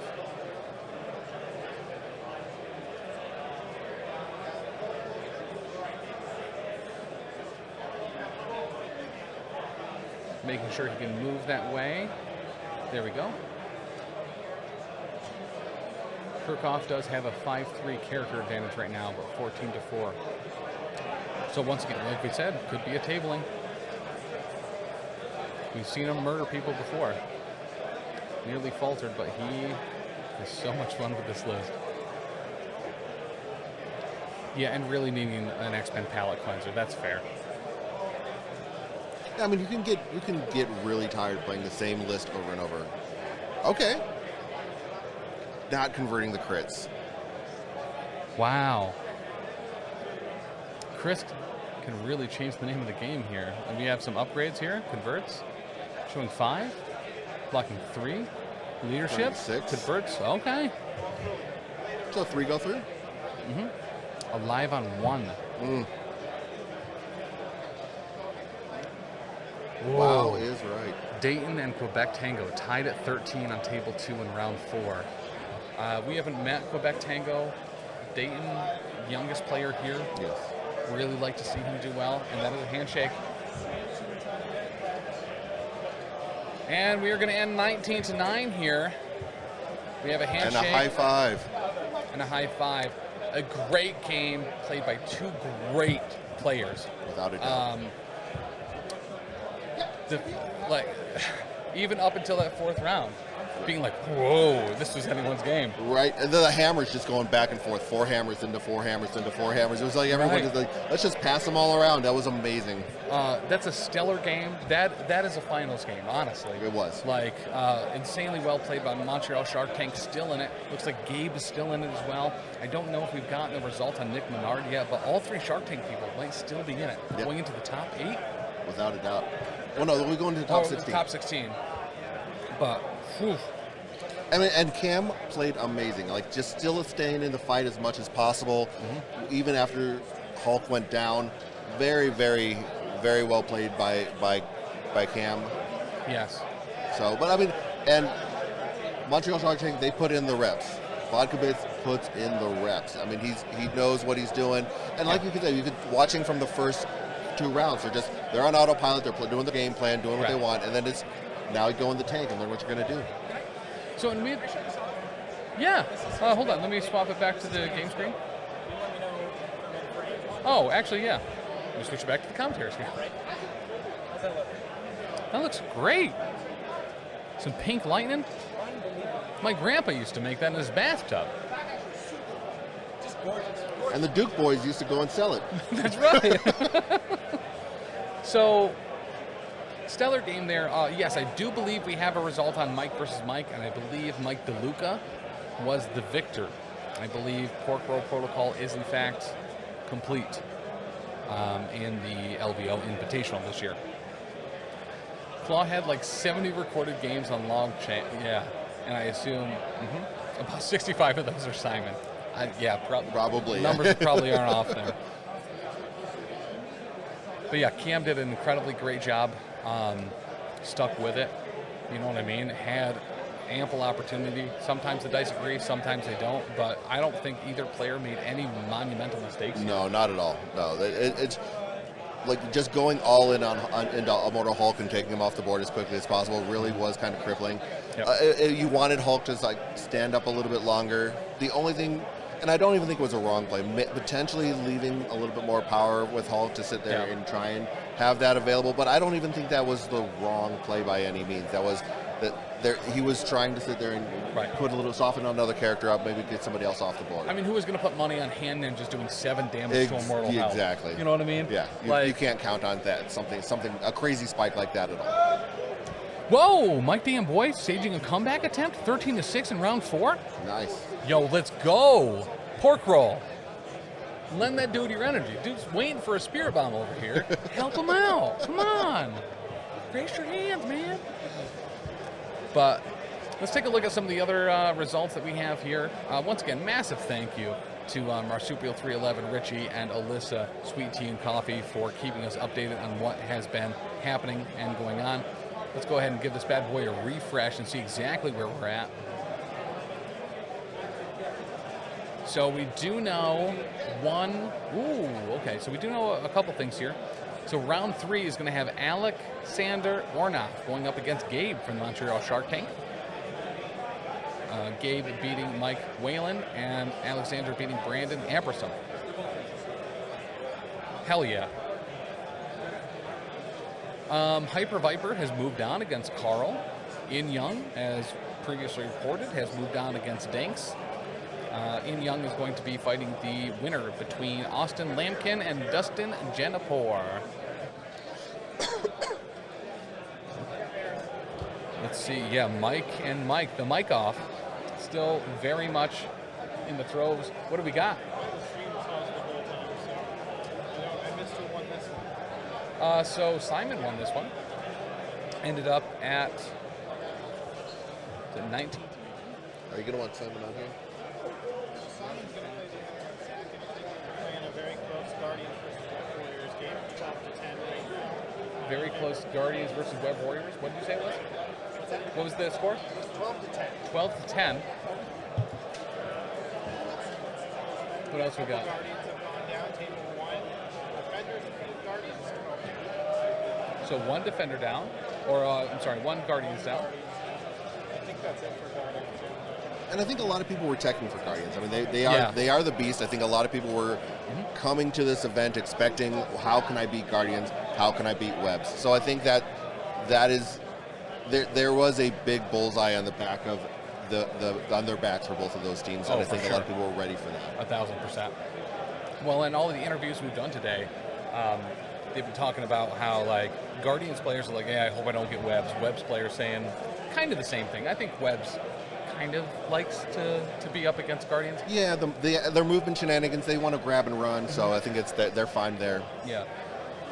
But yeah, a lot of people worried about Webs. Shield is worried about Webs and CGR. Brotherhood, same deal. Granted, I don't know if there's any Brotherhood players left, but Web Warriors, Defenders, and Guardians, certainly the top 3 played affiliations here in the Invitational. And Guardian, I think Defenders are just the new hotness. I mean, everybody, like I said, I really enjoy playing that play style that Daredevil brings to the game. And a lot of people are having fun experimenting with how to utilize that. I mean, like Devil's Deliverance. I like playing Devil's Deliverance with joint effort. With joint effort, just like, how many dice can I roll at you?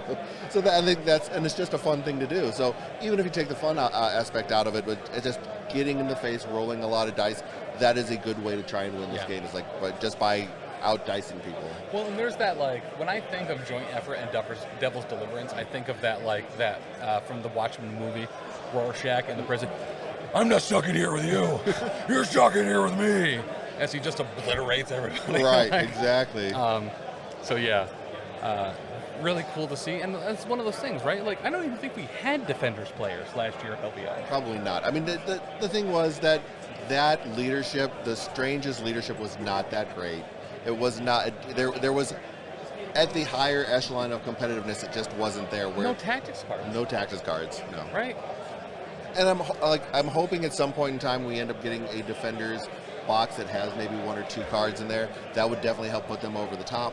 We'll see what happens. I mean, there's AMG does, I think, listen to the community. It might take a year or 2 to get what they want. I think it's very clear they know what's wrong, but they don't just willy-nilly release hot fixes, right? They're not reactive. No.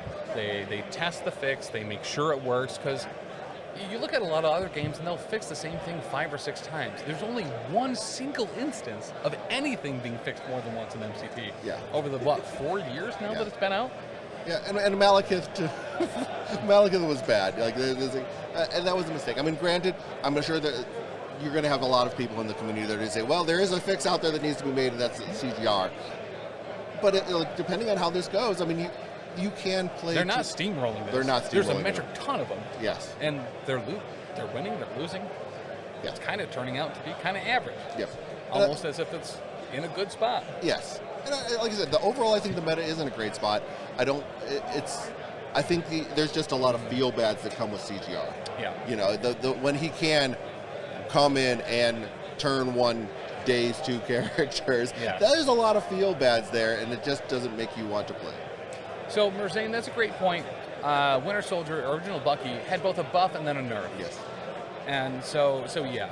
But sometimes, you shoot above the middle, and then you got to bring it back down to the middle. And he was great. He's still good. The triggers are harder to hit. They kind of should have been. Especially with some of the other stuff out of there. Bucky on hammer is like, ugh. Yes, and Bucky, with the rise of S.H.I.E.L.D., and was really what I think was the reason why Bucky that change had to happen. Yeah. It was something that had to happen. I mean, and Vince showed us that needed to happen last year. Yeah. And it looks like, are you going to get vodka in here? Looks like I'm going to get Vodka and Cam here. Okay, let me get out of the way. Let All you get some of the more important people in here. Whoa, whoa, whoa, whoa, whoa. Huge thank you, by the way, to Cliff Jumper for stopping by to commentate for the second game. Once again, momentous struggle on YouTube and podcast. If you are looking for some Shatterpoint content, highly recommend it. You'll be seeing a lot more of Cliff Jumper on this network here, and I would expect big things out of them. So, guys, head over there, give them a like, tell them exactly what sent you there, and let them know. They're doing good stuff. What's up, brother? Welcome, man. Cam, I gotta say, you have a lot of support in chat. Do I? You've had a lot of people coming out, just absolutely rooting for you. The Trid, there was a bunch in here. We've had chat's been absolutely flying, but yeah, a lot of people in your corner, man. It's Well, I appreciate nice that, to see. I really appreciate that. So tell me about, were you qualified pre-LCQ? Yes. Okay, what event did you qualify in? It was at a local game store that we did. We ended up having. We usually try to do 1 or 2 a year. Unfortunately, we only get one this past year, and that was like back in May. And we ended up doing it it's at the Mighty Meeple in Charlotte, North Carolina. That's where I'm from. Oh, nice. So yeah, we usually do a lot of stuff there. Now, so being in the North Carolina area, are you going to be doing the Cherokee Open? That is something I'm actually thinking about doing. I'm not sure yet. There's a whole bunch of stuff I'm trying to figure out with working right now, but Yeah. that is something I really do want to do because it looks fun. I know there's a couple people there I want to play, different people there that I know is going to be going, so I'm going to try to get out there. So we're in like upstate New York, so it's at least on the East Coast. First off, just we here at the network, secretly we're not super allowed to but we love rooting for the East Coast. Oh yeah, Really like it. Yeah, why not? And it's really nice to see so much of LVO being from the East Coast. We have a lot of people from the Montreal Shark Tank, Pork Roll Protocol, the Albany area out by us, North Carolina, Charlotte, and Virginia. Really nice to see such a great turnout here at LVO. Oh, yeah, absolutely, yeah. It's awesome. This place is awesome. If anybody gets an opportunity to come out here next year, please do. It's a treat. It's awesome. You get to go play, have fun. Is this your first LVO? No, I was here last year. Okay. And actually, funny enough, I played Vodka Blitz last year, round 2 again. It was X-Men v X-Men. Last year just cannibalizing each other. All the X-Men players cannibalized all the X-Men players, and all the Brotherhood players cannibalized Brotherhood last year. So how did you feel going into this, having played Vodka Blitz before, specifically at LVO? I know he's going to do some crazy stuff. Yeah. That man, he comes up with the wildest stuff and just executes, and I love it. Granted, I wasn't expecting 7 damage to go into a Hulk from the ninjas. From ninjas? That was amazing. There's no that is amazing. You cannot be upset. You can plan for a lot of things. Yeah, but you cannot plan for 7 damage from him. And we were talking about the pure oddity of that happening, and that your response just in a purely just very well-meaning, good sportsmanship with the immediate high five. Oh, absolutely. We love to see that, and I think that's a big part about this community. Is that it's like, all right, dude, all right, yeah, cool. That's one of the main reasons I love this community is that there's a lot of support, and there's I don't feel a lot of malice or ill intent towards each other as we play. Mm-hmm. Sometimes you get a little salty, that I spiked, that was not expected, that shouldn't have happened. Things happen, but you can't. You just roll with it. You're here to have fun and play games. Well, and the fact that honestly, there was no real point where you were out of it when you got the 4 back on M'Baku and started just bodying people. It's like, all right, well, this is still a game. Everybody sleeps on M'Baku. M'Baku is still one of my favorite characters. If people daze him, he stands right back up and he'll take out an entire team. Yeah. The last round, woke up, took out 4 characters, CGR from full health, Bill, Peter Quill, and Nebula. Just one turn, stood up and did it all. Hell yeah. M'Baku was just slept on. I love that character way too much. So same, I've also felt that. I was like, dude's all over the place. Yeah. Like, you think that he's slow or heavy or whatever, but dude's fighting 4 people around, he's throwing things. Yeah, it's awesome. I love that character. So tell me a little bit about your roster, its construction. Have you been running this M'Baku list for a while? As soon as M'Baku got spoiled, I was like, I'm back. So Wakanda was one of my first affiliations I ever played. That's actually what got me into the game. Oh, nice. All right. And I fell off of him because for a long time they didn't really support. It took them forever just to get M'Baku. Now we're finally getting the Child Falls and stuff like that, which I'm super happy about. But as soon as he came out, I immediately started playing with him. I was like, this leadership's actually pretty good. I like exactly what it does. Yeah, he's 2 energy defense, but I'll rather roll 2 dice and block 2 every single time because that's just how it does. That's how it works. I'll roll 4 dice, miss block 1, roll with M'Baku, I'll block 1 or 2, and then I'll be like, oh, okay, so that works. But yeah, he's been really, really good. So essentially the roster construction behind it is, I like to be very I like to be able to pivot when I need to, and I feel like the Wakanda characters give me a lot of options to actually pivot and actually move into. Do I need to be in control? Do I need to be more like point oriented and stuff like that, or do I need to be actually now? Do I need to start killing things? And every single one of the characters in my list, I feel have aside from Shuri stood up and killed things before, so I can't say that. But aside from realistic standpoints, Shuri, Black Cat, they don't really kill often, but they're perfect for those scenarios. Every other character in my list is meant for killing or stopping somebody from killing me in objective play. Well, we saw a bunch of those tags, right, with Shuri onto the hand ninjas, just making sure they weren't going to be messing stuff up. Just sort of generate more power and stuff like that for like the rerolls or whatever else I need for next turn. But yeah. So over the last few months, how long has this particular roster been unlocked for you, or have there been any changes maybe in the leading months? So one of my buddies back at home, Jonathan Choi, he's one of those people that will change their roster nonstop, and because of that, that's rubbed off on me. So I literally last night did not know if I was going to bring what two characters that I actually wanted to bring. There's always 2 slots open in the list, so I was like, all right, am I bring this one or this one? And I was like, I just need to go with the roster that I feel more comfortable with. It gives me the more opportunities and gives me more the decision points in the game to actually change if I need to. But for the most part, like 4 and 8. Of Black Panther, M'Baku, Killmonger, Shuri, Beta Ray Bill, ASM, and Black Cat are always going to be in there no matter what. Just because those characters do so well, especially with the Spirit of Wakanda turn 1. Oh, yeah.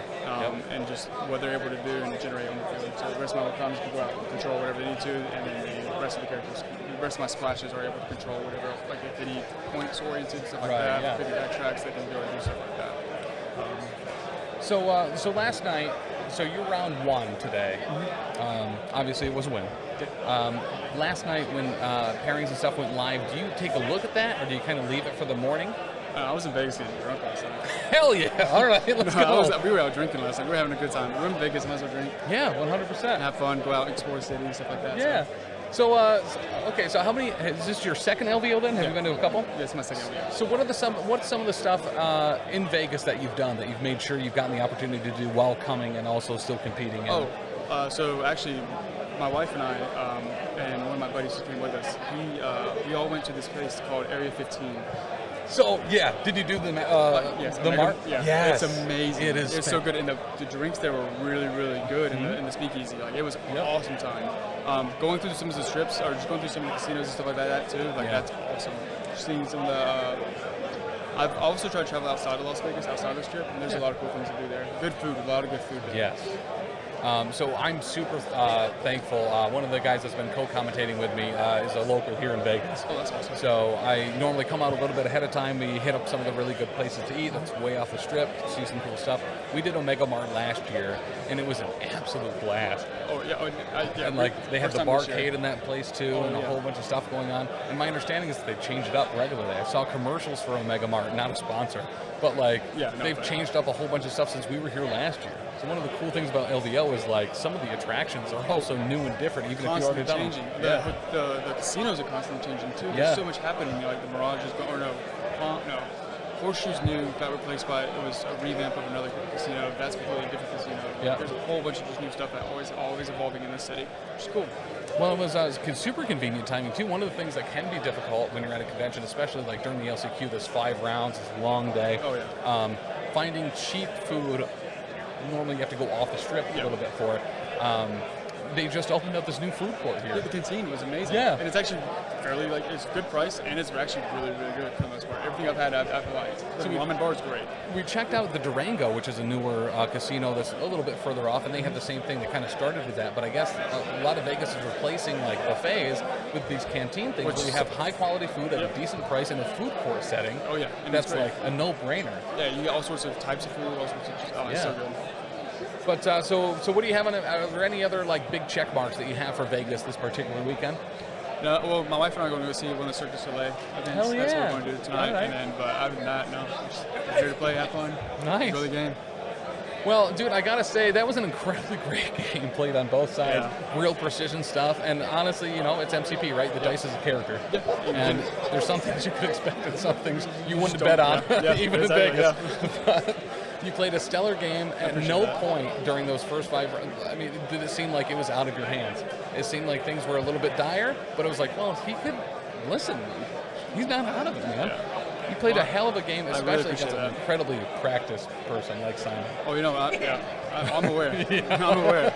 I love it though, man. It just makes me better. It makes everybody who he plays better. It just it helps incorporate more reps into different types of things. It was nice. I mean, who else plays Klaw CS? Like nobody else plays Klaw CS. We didn't see That it. man was all over the board. I'm like, oh, okay. So he needs to get stopped. At some point, he needs to get stopped. Well, it's too with Klaw's kind of defensive tech. Like you don't know. It's like, how do I address this? Yeah. Like you only have so many options. Yeah, exactly. But dude, hell of a game. Yeah. Appreciate it. Congratulations on getting first off us qualified for the LVO and then going your first round and playing against playing an incredibly good game against Simon. I appreciate that. But we really hope to see you in the future. And absolutely. if you're at Cherokee or stuff like that, dude, I'm sure we'll see you again. Are y'all going to be at Cherokee? What's that? Are y'all going to be at Cherokee? We've considered it for a while. It's not guaranteed. Gotcha. But between like LVO, Cherokee, and then Adepticon right after, it's a lot. Yeah. But no, it is. It's somewhat in our neck of the woods on the East Coast. So it's one I need to get to. Yeah, that's the one I actually want to go to. There's a whole bunch of people I want to play there, like Joey. Yeah. Yep. Joey's the one I really want to play. But dude, it was great meeting you. It was nice meeting you too. Well done. A hell of a game. Yeah, thank you so Hell much. of a game. All right, so we have a handful more of some interviews here. I think we're going to have Simon popping up next. New champ this year. Kirchhoff officially down. All right. Simon, Hi, how you doing? it's great to see you, man. Back at you. So, we saw this Klaw list at Everwinter. It was the first time we had seen it. Yep. I fell in absolute love with it. Immediately after Everwinter, I was like, listen, we're redoing the finals match. I want to play Criminal Syndicate. I think this is dope as hell. There. Tell me a little bit about, you've been qualified for a hot minute, right? Like very, very last minute. I got qualified just before Everwinter, so like Really? right at the end of the season. And I didn't do as well as I would have liked at Everwinter, not in terms of performance, but where the team ended up being. Yeah. So I debated what to bring. Like I knew LVO was like a month away. Am I going back to X-Men? Am I rethinking Klaw? So I went back deep into the tank and rebuilt the roster, turning it from Claw Wakanda back to into Mono CS, and it's been like a tremendous upgrade, honestly. Okay. I've been playing a lot of MODOK with Claw, and as we saw, he just puts an insane amount. Dude, just obliterated like an Immortal Hulk. Like he just puts in a great amount of work. He has displacement, punches hard, throw terrain. Like honestly, on that round one where I threw terrain into other terrain just to not have it thrown at me, saved my ass. Yeah. For a hot minute. Well, in the rerolls, using Elektra pretty much as a battery to make sure damage was going through on Immortal Hulk, who obviously saw great throughput. Yeah, honestly, that's what I figured, since she was like so far behind on the objectives and far away from any models she could attack. I figured if I can convert her power into like better damage on the other characters, it's a more efficient use of her, and that paid off really, really well. Yeah. So tell me about your first game during the Invitational. Who'd you play against? What'd you play against? And how did that game go? I played against Andrew and Hellfire Club, which is probably my worst matchup I could margin. And we played together actually last LVO, where he kicked my butt in the semifinals. So I was like, I had high hopes for him into that round one, but I had a weird plan to chase Hellfire that I honestly didn't have any time to test. So it was really blind picks. I'm gonna cross my fingers and hope this works. Yeah. And it played really, really well. Like one round, I was activating last with Ulick just before his Hulk. I get to do the Spender, activate him thanks to MODOK's leadership, and just put a tremendous amount of pressure, deny his activation, control him very well, and had Elektra do a similar job to here, just punch more fragile and other models she could go in really well and take as many models as early as possible off the board just to ease that offensive pressure. Yeah. Because that's the thing about like this list is that it's built mostly around the idea of threat saturation. So like almost all my characters are pretty fragile, but very, very aggressive. So the idea is just that they can't deal with everything on the board, so I get to attack them a lot, and whoever they daze get to trigger Klaw. Yeah. So like I get to shuffle the board around more, control it a little, and still put a lot of pressure on them. Yeah. So tell me about some of, like, as far as some of the next few matches, what are you looking forward, like what do you hope you get, and what are you kind of hoping like gets weeded out before you have to go against it? I think the matchups that I dislike the most, like that I think I'm most disadvantaged into, is Hellfire Club, of which there's a lot on the field as of now. Guardians, I surprisingly like my chances, but it's still very high variance. Yeah. If they play Thanos or CGR, like the big boogeyman, like I think I have a decent game to them, but it's still really dicey. Yeah. So it can be anybody's game, and those are probably the matchups I'm looking at, like a little worried. But honestly, I'm just glad to be playing this list here and doing the best I can. Yeah. Since it's not, it's a lot of underrepresented model, so I know I have some dark horse factor here that helps me perform better. So looking at some of the other Shark Tank members, it looks like Gabe is still in. Yeah. As are you. It looks like Nick did in fact fall to Adam. Oh, he did? Yeah. Who's going to be going up against, looks like Mike DeLuca next round. Oh, no, that game's still live. That game's not done. Oh, nice. Okay. I'll take it. But you got to be happy. So I know last year at LVO, it was you and Gabe paired up like round one, right? Which has got to be a little heartbreaking. That was super soul crushing. Like, we talked about it this year, and it left a sour enough taste in our mouth that we actually debated not coming to LVO. Yeah. Just because, like, it's a big weekend, it's fun to play different people, and I love my friends, but I'd rather play against them, like, locally than to travel and do that. So I'm really glad the pairings ended up being what they are.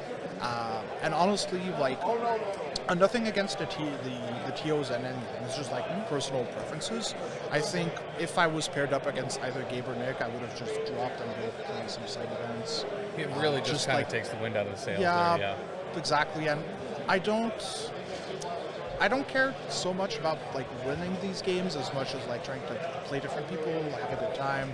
That, like, the social aspect is half of these conventions. Right? Well, for real, and it's one of those things that we've talked to a lot of people after their games, and it's like, well, you know, especially after a loss, it's like, well, are you going to drop? Are you going to try to, you know, pick up some scrambles? And it's like, well, no, I don't get the opportunity to play these people. Exactly. From Canada, the West Coast, East Coast, Midwest, like, this is it's some the of cream the most of the crop of, correct. of North America, right? Yep. Like most of the best players are from North America are here. It would be cool to beat more Europeans, but I think we're going to get to do that at the NPC. Yeah. Yep. So taking a look at your next opponent, looks like you're going to be going against Zach Cohen. Zach Cohen. Really glad to be playing him. Super nice guy. We've played a couple times. So I'm glad to be playing him next round. I think the matchup is probably favoring him, but I'll try to put up as good as a fight as I can and hopefully steal it. Well, I got to say, like, interviewing people after they've played you, the constant, I guess, terminology that's used is like the cruelty, right? Early on in the game, like you use tactics cards like a scalpel. You are so precise in your use of them, and it's incredibly impressive. Honestly, No, honestly, that's one of the things that I had the hardest time learning when I was learning to play CS, is when to spend the tactics cards like Cruelty, like all those surgical tools. Knowing when to press that button to just get the extra mile out of it makes the biggest difference in the world. Like, for me, Cruelty is really a card that when you fall short, like we call it the MC special, you go into like 1 or 2 health, it just helps you grab the last point you really need and go for the kill. And honestly, like it's a card that looks very unassuming, but is probably the non-restricted tactics card I play the most in this roster. Well, and it's like looking at Bullseye, right? You have a bunch of these tools where it's like, I left him on 1. Nope, I'm going to get it done. Like, and I think when we talk to people, one of the big things is like, I just couldn't get him down. Left him on 1. But between I Never Miss, Cruelty, you have a lot of tools there to kind of get around that. There's cool additional synergies here, like Elektra returns a power from it, which is pretty cool. It gives Bullseye an additional opportunity to fish for damage. Like, if he has enough power, he can still do I Never Miss and poke him for 1. And it's just like, it edges you out just ever so slightly. that you can like build up on that momentum and like Yeah. keep enjoying the game. Yep. But dude, congratulations. We hope to see you again Yep, later same. on. And I just personally, from me, big fan of Klaw, big fan of Crime Syndicate. I'm happy you brought this to light and are doing so well with it. It makes me very happy. Honestly, that was one of my biggest surprises yesterday when we were doing scrambles and I was like side watching the affiliation battle. All 3 Criminals Syndicate players yesterday were playing Klaw, and most of them played him as a leader actually. So I was like, Love it. yeah, positive influence in the world. Now people play him, people get more aware, which will also probably mean my tricks are going to get more well known and will catch people won't catch people off guard as often as I'd like them to.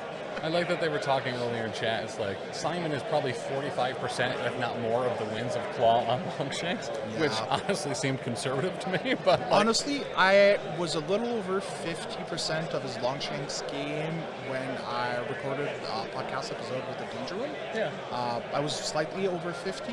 Now, since people picked him up, I think I'm at 35, maybe 40% of his game Okay. still. But it's bound to change. But I'm really glad like people are seeing what he can do and just what Yeah. he brings to the table. Because I think Criminal Syndicate has, for a very long time, been mostly dominated by Kingdom oh lists. yeah, for sure. And they have 4 very good and very functional leaders, and I really liked like all this unexplored territory, just trying to brew differently, think about these lists and model from a very different angle and perspective, and put that into play. That's one of the things I love the most about MCP is just list building. So actually, let me ask you before you go, what was the, whatever you call it, what was the inspiration to move from X-Men to Crime Syndicate? Honestly, at first it started when I was trying Klaw as a X-Men Splash to answer like the big, like to answer Guardians mostly and CGRs, and I really liked what he brought to the table with the extra movement and everything. So I decided just for the heck of it to try his own leadership, since like no one was playing him. I figured there might be something, like there's something to do. And I think it was my first game where I played one of the better Webs players from the UK on Discord. And ended up with like my first draft of the list losing 17 to 16. Yeah. And I was like, like this is a very, very, very rough draft, and it's my first time playing it, for getting a bunch of triggers, and still gave a very good game to one of the top UK players. Yeah. And I figure there's something there. I'd like to explore it and just go for that novelty, because I've been playing X-Men for so long that like I feel I've done not everything, but like I've explored them pretty thoroughly. Yeah. And wanted a little bit of that change, just play something else, brew a different list, think about the game differently, especially since attrition is very far from my wheelhouse and usual play style. So it gave me like a very different direction to head into and just like learn to play the game from a different angle. So that's what I really liked about what I'm bringing today. Well, hell yeah, dude. So I got to say, talking to Cam and stuff, you are an incredibly respected member of MCP. As far as like, well, I was going into Simon's and I know he knows his stuff. So like, I think that's I hope that feels good that like people are like, oh no, it's Simon.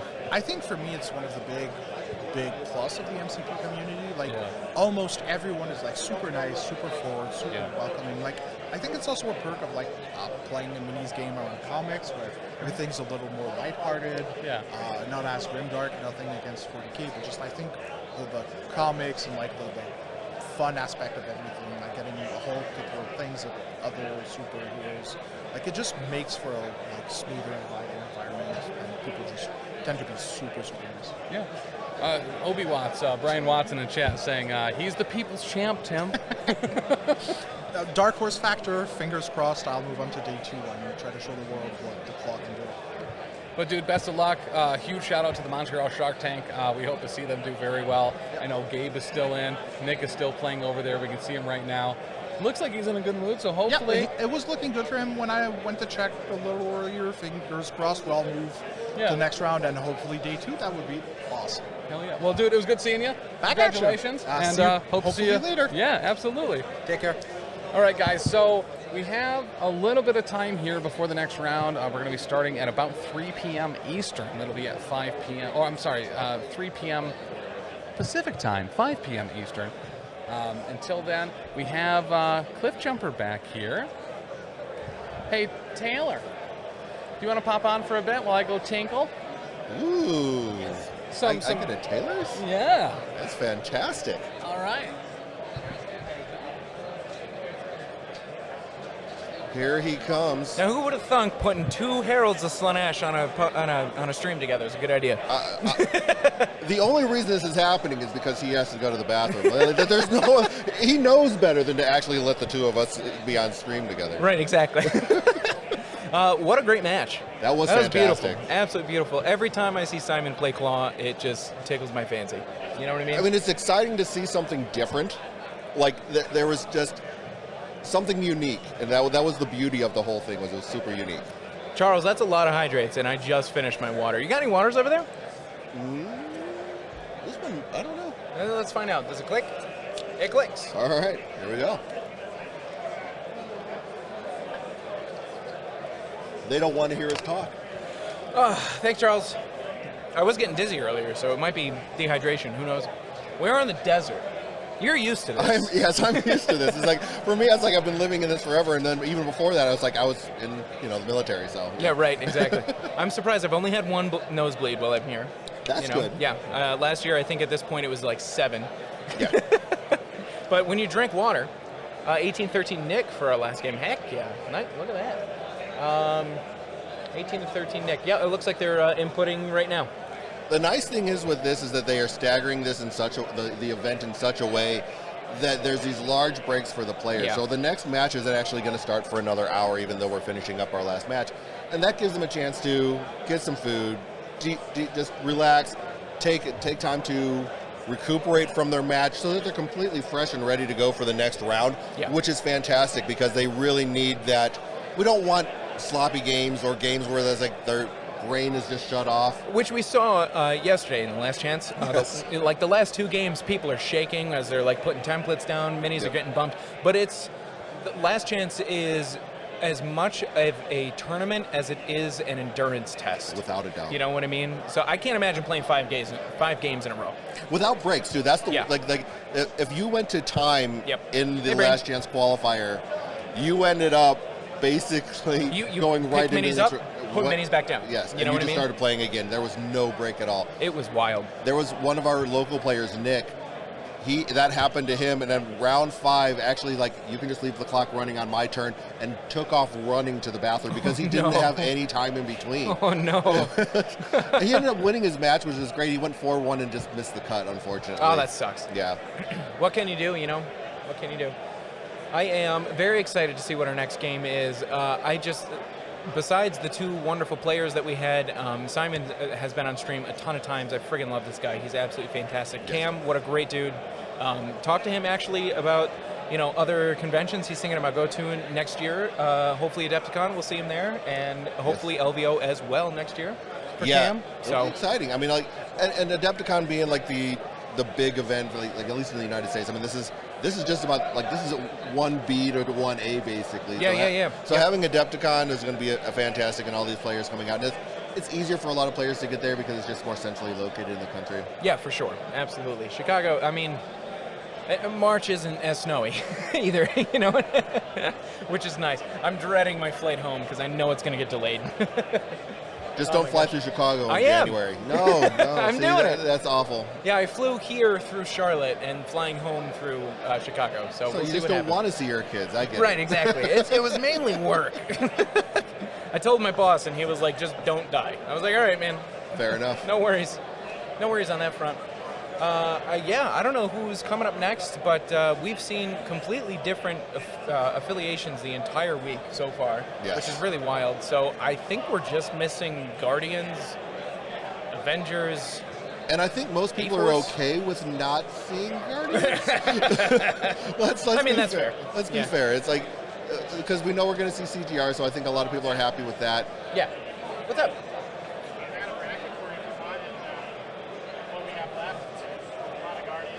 Really rocking Guardians today, though. Weird.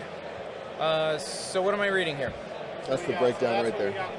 All right, so we got 5 Guardians and Black Order? 2 with Black Order. 2 with Black Order. Gotcha. 3 Defenders, 2 Avengers, 1 X-Force, 1 Syndicate. I know who that is. 1 Wakanda. What's this guy? Hellfire. 1 Hellfire, 1 X-Men, and 1 Brotherhood. That's dope.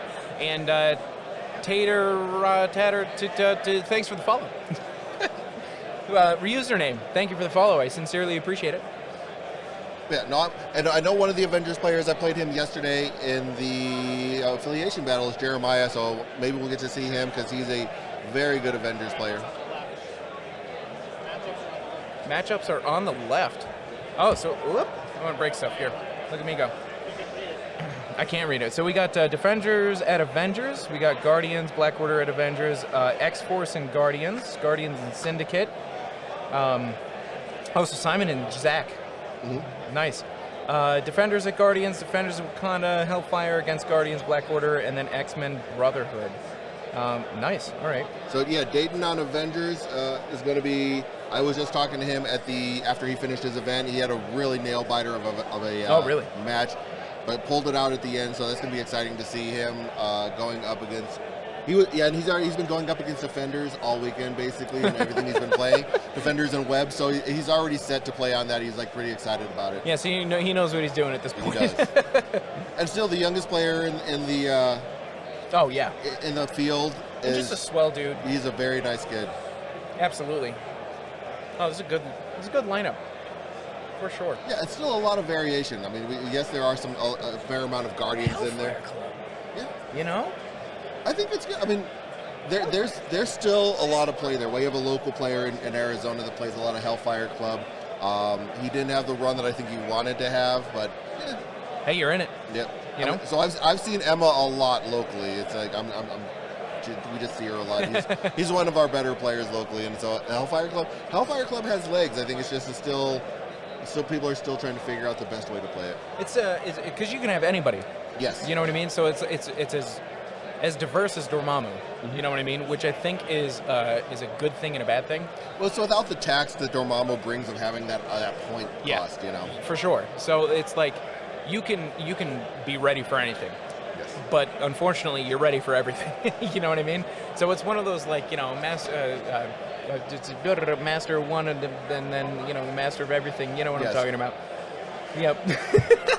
Jack of all trades. Jack of all trades. Yep. Yeah. No, but I get it. It's going to be interesting I'm looking forward to it. But so no shield. So Kirchhoff did not come out of it. Wait, what? No shield? Yeah, Kirchhoff did not come out of it. Oh. Yeah, so Okay. He was down 14-4. Was he? Oh, boy. When we checked in last. Was he playing Guardians? I am not sure. 16-5? What was he playing? Playing Jeremiah. So he was playing against Avengers.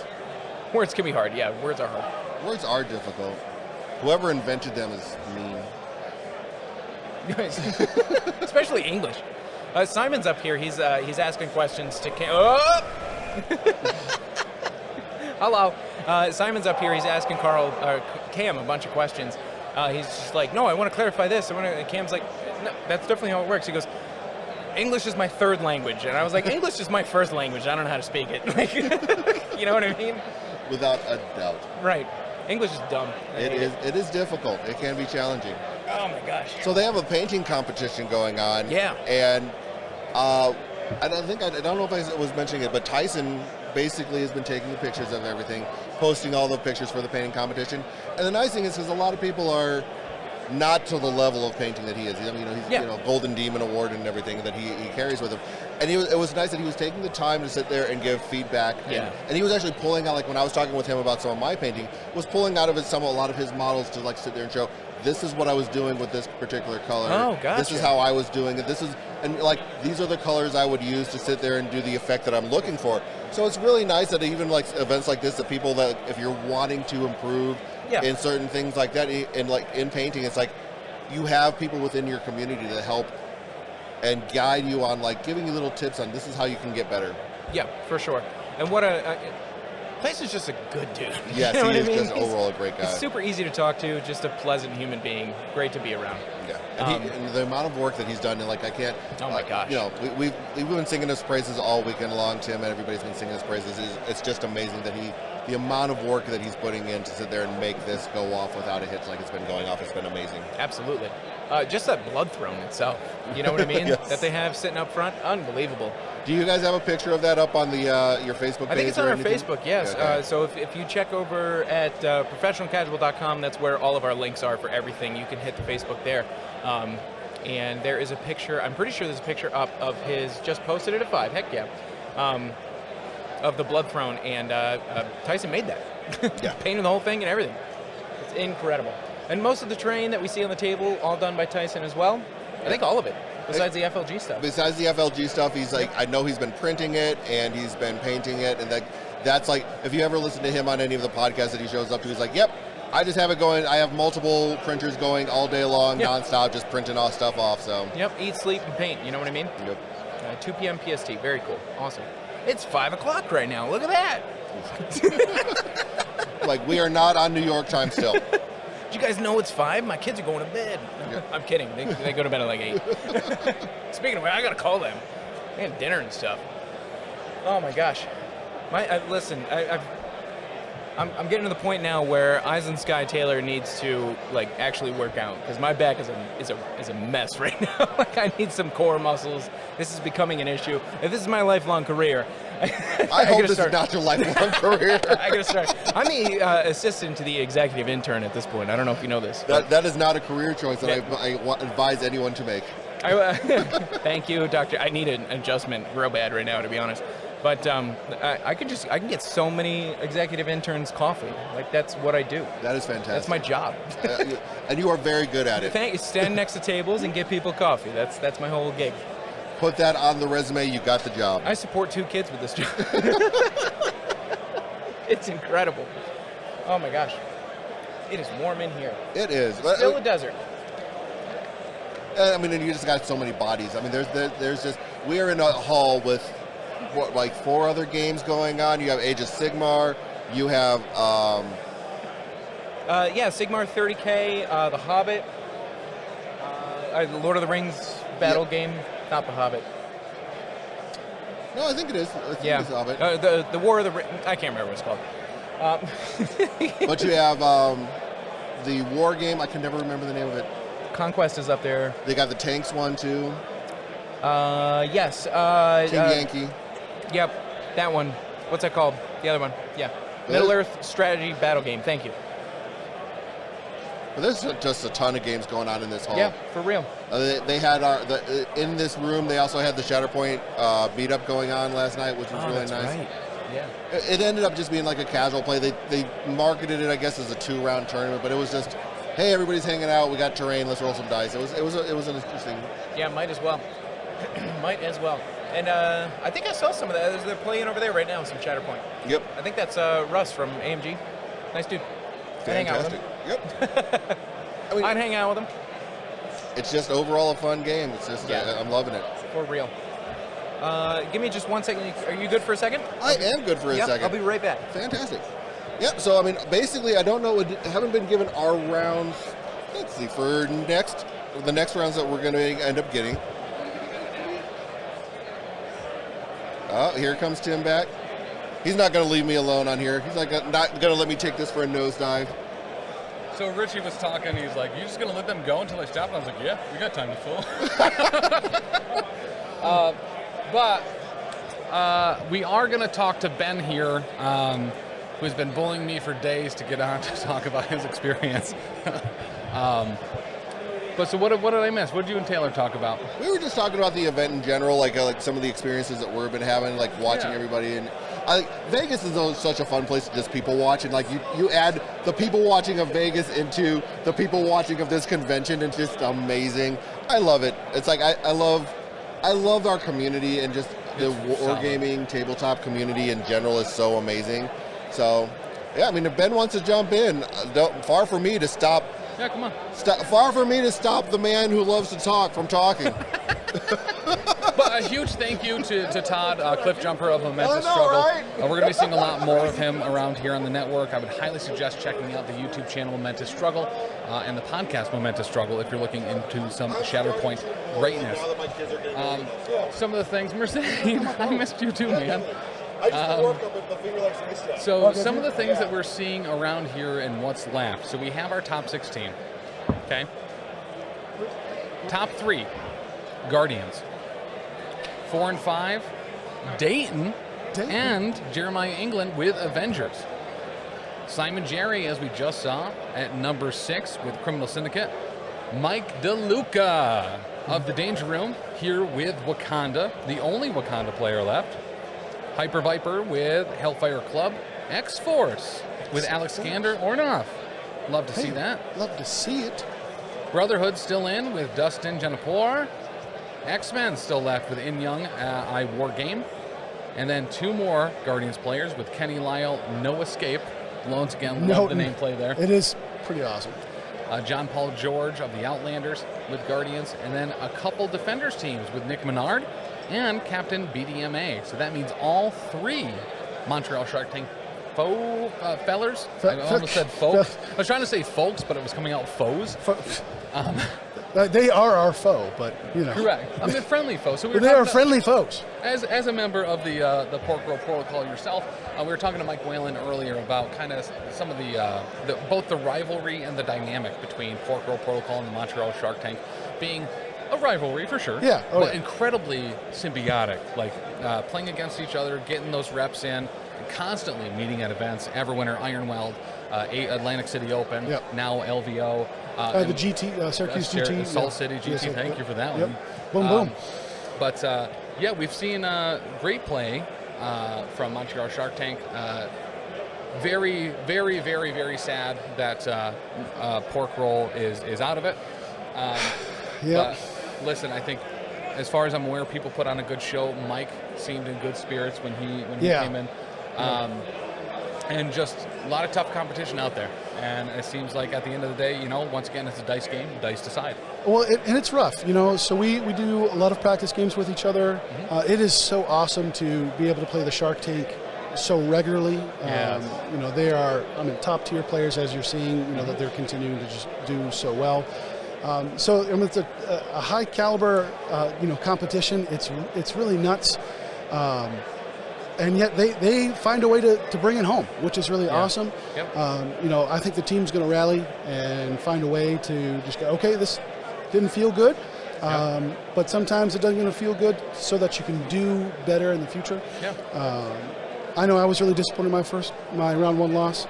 I played Gabe. So Gabe is just smacked all of the Pork Roll, just all of us right out, as the Shark Tank sometimes does. But it was rough, and this is one of the most important things and what's so amazing about MCP. I was up 9-2 going in the 4th round, and Gabe ended up winning that game. He's a great player, knows how to change things on the fly. So that's what you have to. You're not out of it. You're not. It takes one activation. It takes a Hulk, dazing and KOing 4 models in one activation. Sometimes that happens. It certainly does. And that'll do it. That'll change how the game's going for sure. It's been great. I do hope that a couple of wonderful things happen. Captain, what's his name? The other Defender player is doing a really, really cool thing with his guard or Defenders list that I don't really want to spoil. Okay. All right. But we need him on stream. It is just so awesome. I hope he gets on stream. What is it? It's Captain BDMA? Yes. Yeah. He's doing some really, really cool stuff and not bringing the CGR like a good person. That is something good people do. We did find a wonderful acronym for CGR players. Uh-oh. Are you ready? I'm nervous. It's nervous. Get ready for the mute button. He's hovering over the mute button. No, it's good Christian. It's Christian good rolling. That's what it is. When you bring. Okay. Yep. At least that's what I have to tell myself so I don't cry. When CGR does CGR stuff, you know what I mean? Just catching up on chat here. So Merzane happy that the other half of the Lunchable Angels are here. But next year we need to bring a hot plate to serve some pork rolls. Beat them with sandwiches, says Will. I think we actually did talk about that, of like, we're really missing the mark. If we should just hand out pork rolls. Like, and there's New York pork rolls, but we won't tell people that. Well, that's the thing. There is pork roll in New York. Yeah. It comes from Jersey. Right. But New York, especially Southern New York, really appreciates a pork roll. Yes, right. We have it. It's possible. Like, Taylor lives in the middle of nowhere. Thank you, Develop, for the follow. Taylor lives in the middle of nowhere, and they serve pork roll. Yeah. We can make it happen. Yeah. We can make it happen. Now, it is really important. I want to see if we can make this. I don't know if this is going to be possible. Let's see if this is possible. I don't think it's going to be possible. I don't think it is either. I don't think it's possible. So we're just going to, I can't hear anything, but that's okay. When you have the power of magnetism. That's right. You don't need to hear anything. You don't need to be correct. You just need to be right. You just need to be. Now, it is also important, we'll have to show the picture of it again, that Swolnito is doing pretty good, the daddy of magnetism. Yes. I don't know if you've seen Will's commission for me in the wonderful Trial of Magneto comic cover. Yes. That's the inspiration that we used. Thank you. So it's great. So, folks, if you have a chance, get one of these. CGR can't hurt you if you're in the helmet. Yeah. So I just want to say hello, and hopefully we'll get a cool I actually want to see Defenders. I would like to see Defenders. I think that would be really cool. So there's two affiliations we haven't seen, and they are X-Force and Defenders. Do we have any X-Force left? There is an X-Force left. Oh, nice. Okay. So big shout out. I mean, what would the odds of that being? We've gone, 7 rounds with no repeat in affiliation yet. There are still 2 left out there that could be on. Will X-Force get matched up against a Defenders player? I don't know. I mean, who knows? It could be anything. It could even be a boat. Or it could be lots of CGRs. It could be lots of CGRs. Now, there are a bunch out there. Look, you got to check every corner. Listen. He might seem like he's riding a big flaming hill cycle, but he's a quiet boy. Did you see who has it? Someone has Baby Thanos on their CGR. That's first off awesome. Yeah, I don't remember who has it, but somebody here has a Baby Thanos on their CGR. I will, if I can find them, I will. Yeah, please take a picture of that. I will take a picture and bring it here. But I just wanted to say hello to everyone. I love you all, and just hit like if you want me to slap Tim really, really hard. Once again, we're going on break now. Love Ben, you, mean it. Ben, thank you for stopping by, man. Love you, mean it. Pork roll. Ben, Alyssa, honestly, some of the greats of the MCP community, especially in the Northeast. Really like to see them. Richie, you want to pop back on? Let's talk about some stats. Massive shout out to Richie. He's been really kind of our... if I had to liken him to a character that's played by one of my favorite actors, it would be Jonah Hill's character in Moneyball, showing us all the, what do they call it, statisticians or something like that? The deep cut, the stats. The stats. Very important, yes. And Tiz, you can come back to the stream now. I am here. I know you have been really struggling. That's very right. That's very right. With missing me, but the people need me out there.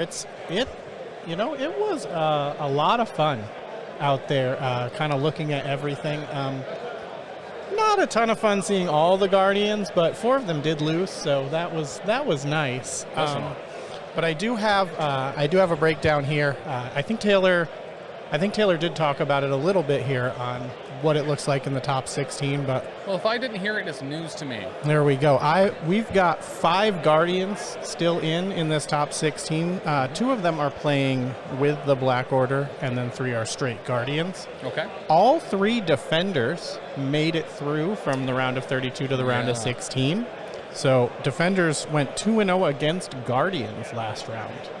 So that's a matchup that we might be seeing a little bit. So this actually looks like a great one right here. It looks like Captain BDMA, a Defenders player up against Dayton, an Avengers player, actually would be a great one for a stream. Let me actually shoot Omnis a message right now. That is the one that you're getting on our level, buddy. Really? Because that is the one that we were talking about. I believe he went and spoke to them.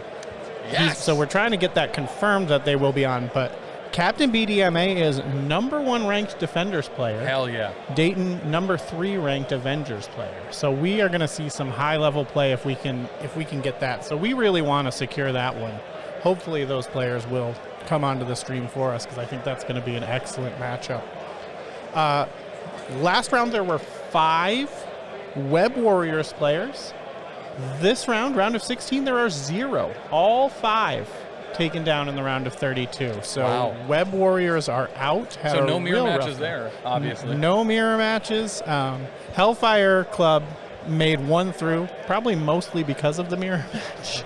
Yeah. Because the other Hellfire Club matchup was kind of a... Tim, if you were to fill a tub with something, what would you do? What would you fill it with? Oh, baked beans. Baked beans, yeah. It was a baked beans bath for sure. Baked beans bath, the BBB. And also some good interesting. We've got 6 different affiliations with just 1 player remaining. X-Force, Syndicate, we love crime. Yep, we do. Wakanda, which went 1-2 last round, unfortunately. We did get to see it on stream, luckily, but we are down to just 1. And that was a great game from Cam, by the way. Absolutely stellar play. You can never bet on or expect hand ninjas to do 7 damage to an Immortal Hulk. Right. 1 Hellfire Club, which did come out of that Hellfire Club mirror match. 1 X-Men left and 1 Brotherhood. Okay. So we've got a good spread here. We've got 9 different affiliations still alive in this top 16, but very heavy Guardians and Defenders. Looks to be matching up well with Guardians, so I'm guessing we will probably be seeing Guardians versus Defenders in the finals? At least once tomorrow. Maybe not necessarily in the finals, but certainly a matchup that will probably determine where or who is our champion. So it does unfortunately look like they're a little spread out, the Guardians players. So we do have a Guardians against Avengers with John Paul George and Jeremiah England. We have a Guardians versus X-Force with Alexander and Gabe. If you want a cursed thought, there is, if you look at the bracket, we could have the top 4 all be Guardians. That is still on the table. That is. Simon Jarry, who we are pulling for with that awesome Klaw Crime Syndicate, which we saw in the last thing, going up against Zach Cohen. Incredibly talented player. 1 second win this year. Yep. Zach, number 5 Guardians player. The top-ranked Guardians player remaining in the tournament. So that will be a good matchup to keep our eyes on as well. A fan of the network, Sleepy Gary, is in fact in a mirror matchup against Gregory Schapp with Guardians and Guardians. So we are going to guarantee 1 less Guardians player in the finals. I have Jeremy as Defenders. Is that wrong? Did I put the wrong winner? Gregory? Oh, because I checked the wrong winner. Well, so there are 6 Guardians players and 2 Defenders players. Nick Menard running some Defenders up against Mike DeLuca, who we know is running Wakanda. So we know there will not be a Guardian sneaking through there. Hellfire Club with Hyper Viper, who took out Carl of CarlCon, going up against Guardians Black Order with Kenny, No Escape. And then Dustin is the Brotherhood player going into X-Men. So which mutant will make it into day 2? That's actually a great question. What are you thinking, Tim? Are you now that we've got 6, so 6 Guardians, 2 Defenders. Now that we've got 6 out of 16, are we resigning ourselves to Guardians as our champion here? No. Nope. Because after some of these interviews, talking to some of the people that are playing kind of counter meta right now, Simon is not worried about Guardians matchups. All right. And Dayton as well, not having all that much trouble with Guardians matchups. All right. So I still think it's anyone's games. Granted, it's heavily favored for Guardians right now, but will we see Guardians in the finals?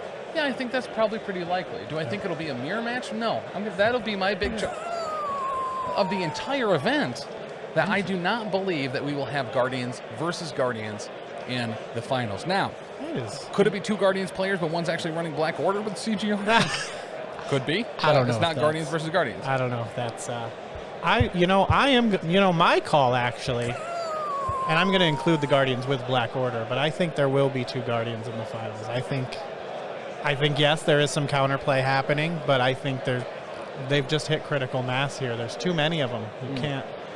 I don't have the guts to say that they will take over the top 4, the whole top 4, but you got to remember, here's one of the big differences between me and most sensible people, is that when I bet with what I want to happen and not with what should happen or will probably happen. And it leads to a lot of losses, but it sometimes leads to a lot of real far-out one shots. Whereas I like to bet on things that I know no one wants to happen, which is a Guardians final. Yeah, fair. So I like to put my money on that. So then when I lose, everybody else wins. That's right. That's right. One absolute. Listen, man. You know I'm a Guardians guy, but I'm a purist. Yeah. Unfortunately, CGR is not actually in Guardians. Yeah. Yep. So, yeah. But I really liked Agent Venom, and because CGR has really seen such a huge uptick in Guardians, it's moved some other awesome characters to the side. Yeah. But Beta Ray Bill, a heavy contender, and CGR both actually being in affiliation for Guardians of the Galaxy it is what it is. It's a lot of walking around and seeing Beta Ray Bill and Cosmic Ghost Rider next to a Star-Lord. Yep. I didn't love it. I didn't love seeing it. I wouldn't want to be across the table from it for 6 rounds. Well, that's the thing, is I think that on a long enough timeline, we see this kind of like, when you're running one of those meta lists, it's like, well, I hope I get 15, otherwise I'm going to have a hard time. Like, if I'm not running my Hulk, CGR, and Malekith, or whatever it happens to be, and that was obviously a very bad example, but right. People develop ways. Life finds a way. Yeah. When is the next giveaway, Tim? The next giveaway is going to be after round 3. We're going to be doing some interviews, and we are going to be streaming the finals of gymnastics. Yes. So every other round, today and tomorrow, there will be a giveaway. We still have one $25 gift certificate for Monument Hobbies. We have one $20 gift certificate for baronofdice.com. Yes. And we also have this medal set of MistyMountainGaming.com. This beautiful, they're very nice, purple and gold looking metal dice set. Looks super great. And the stuff I've seen from Baron of Dice is very nice too. I love, and our chat, I think from what I've gathered, love colored fancy dice. They do. I think these at the end of the day, ones. regardless of what game you're playing, even Magic, even card games, right? Everyone's a dice goblin at the end of the day. At the end of the day. Exactly. Here comes Tyson. I hope he might have the news for us. His name's Omnis, but no, right. Sorry. Your matchup for round 3 is going to be Mike DeLuca with Wakanda versus Nick Menard playing Defenders. Okay. Whoa. All right. Montreal Shark Tank versus Danger Room. All right. You heard it here first. So the next round, Omnis just came by. Mike DeLuca of the Danger Room playing Wakanda, going up against Nick Menard of the Montreal Shark Tank playing Defenders. Wow. We've seen Nick Menard on this stream a lot at conventions. Yes. He normally does incredibly well. Super good guy, by the way. Yeah. Our first Atlantic City Open, we got a bunch of time to spend with them. On the Friday event was very low turnout. It was the first time MCP had been there, so we played a bunch of the Renewal of Vows organized play kit. Dan Taylor and I playing each against one of the Montreal Shark Tank guys because they all showed up very early. Yeah. I played against Nick in the 3rd round. Just a delightful dude. Awesome. Yeah, I want Wakanda. I believed in Wakanda since I've been pumping him up since yesterday, and this is our last shot here, so I've got to be going for Mike DeLuca here. He's my last hope at getting. It wasn't a big chucker, but it's what I want to see, which is why I haven't been making those calls, because both of the people that I thought that I was rooting for last round, unfortunately, they caught the curse. Here's the thing. Mike DeLuca won LVO 2022. Okay.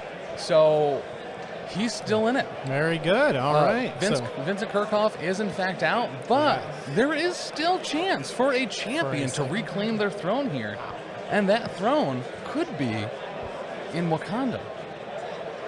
That would be an absolutely cool thing to see. We saw 0 Wakanda players in the LCQ.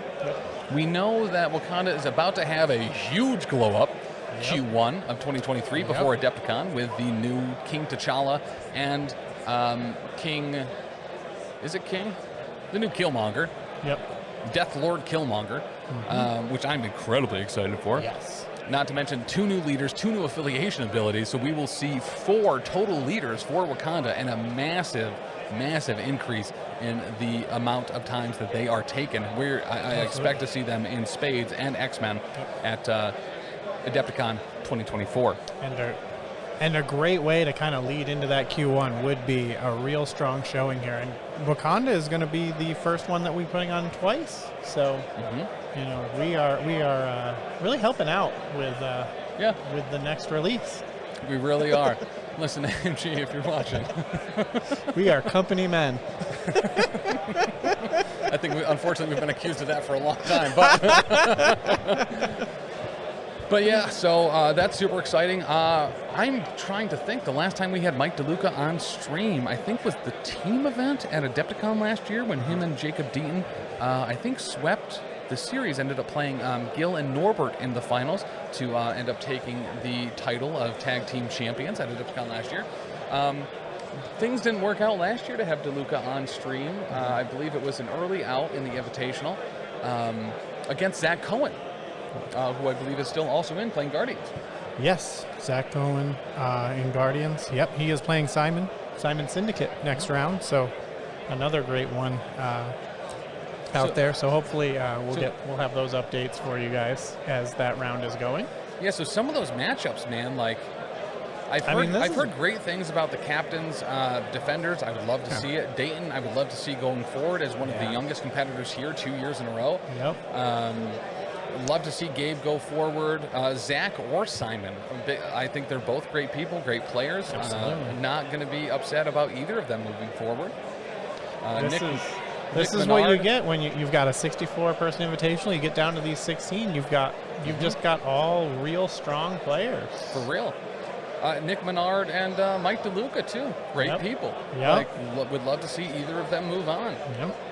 So yeah, the action is certainly not over, but we are certainly in tune for a whole bunch of upsets here in the round 3 because half of these people are going to have to move on. Yep, and we are going to have a stacked.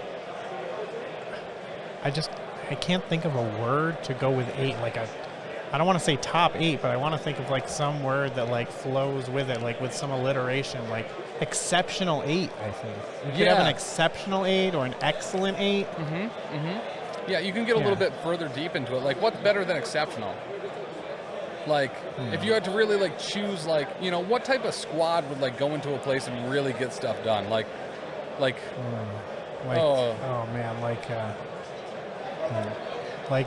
if I wanted someone to get something, maybe the evangelical 8, because I want them to tell me how great they're doing. Yes. There we go. Yes, I think that's what you were going for. Thank you. So, like, I would think, you know what I mean? On the internet, there's been that term for a while, right? Elite. That you were like a very good but that player. starts with an L. L3. Right. So, but I think because we're coming to people via Twitch, via the internet. You know what I mean? When someone comes to you via the internet, what do you add to the front? It's male, but it's electronic. Throw an E on it. So let's make a new term. Okay. Right? Let's coin this right now. The elite people, but of the internet, the elite. Let's call it the Elite 8 Showdown for Electronical Elite 8 Showdown. Yeah, but they're playing in person. This isn't an online tournament, so it doesn't really make sense. Well, I think we should kill this term. There's more people watching this than are here playing, so I think we have to default to the internet. It's being consumed more electronically than it is physically. So I heard Elite 8 got dancing. What is it? What is Elite 8 is what? Dance-erected? I hate that term. Strike that from the record. If there's a mod in chat, please just pre-ban dance-erected. And you have to do it in all the ways that Tim would spell it. So so wrong 3 times, and then honestly, you're probably fine with the correct version. Wow, Elite 8, yeah, sounds terrible. I don't think that'll ever catch on, but you know, good luck.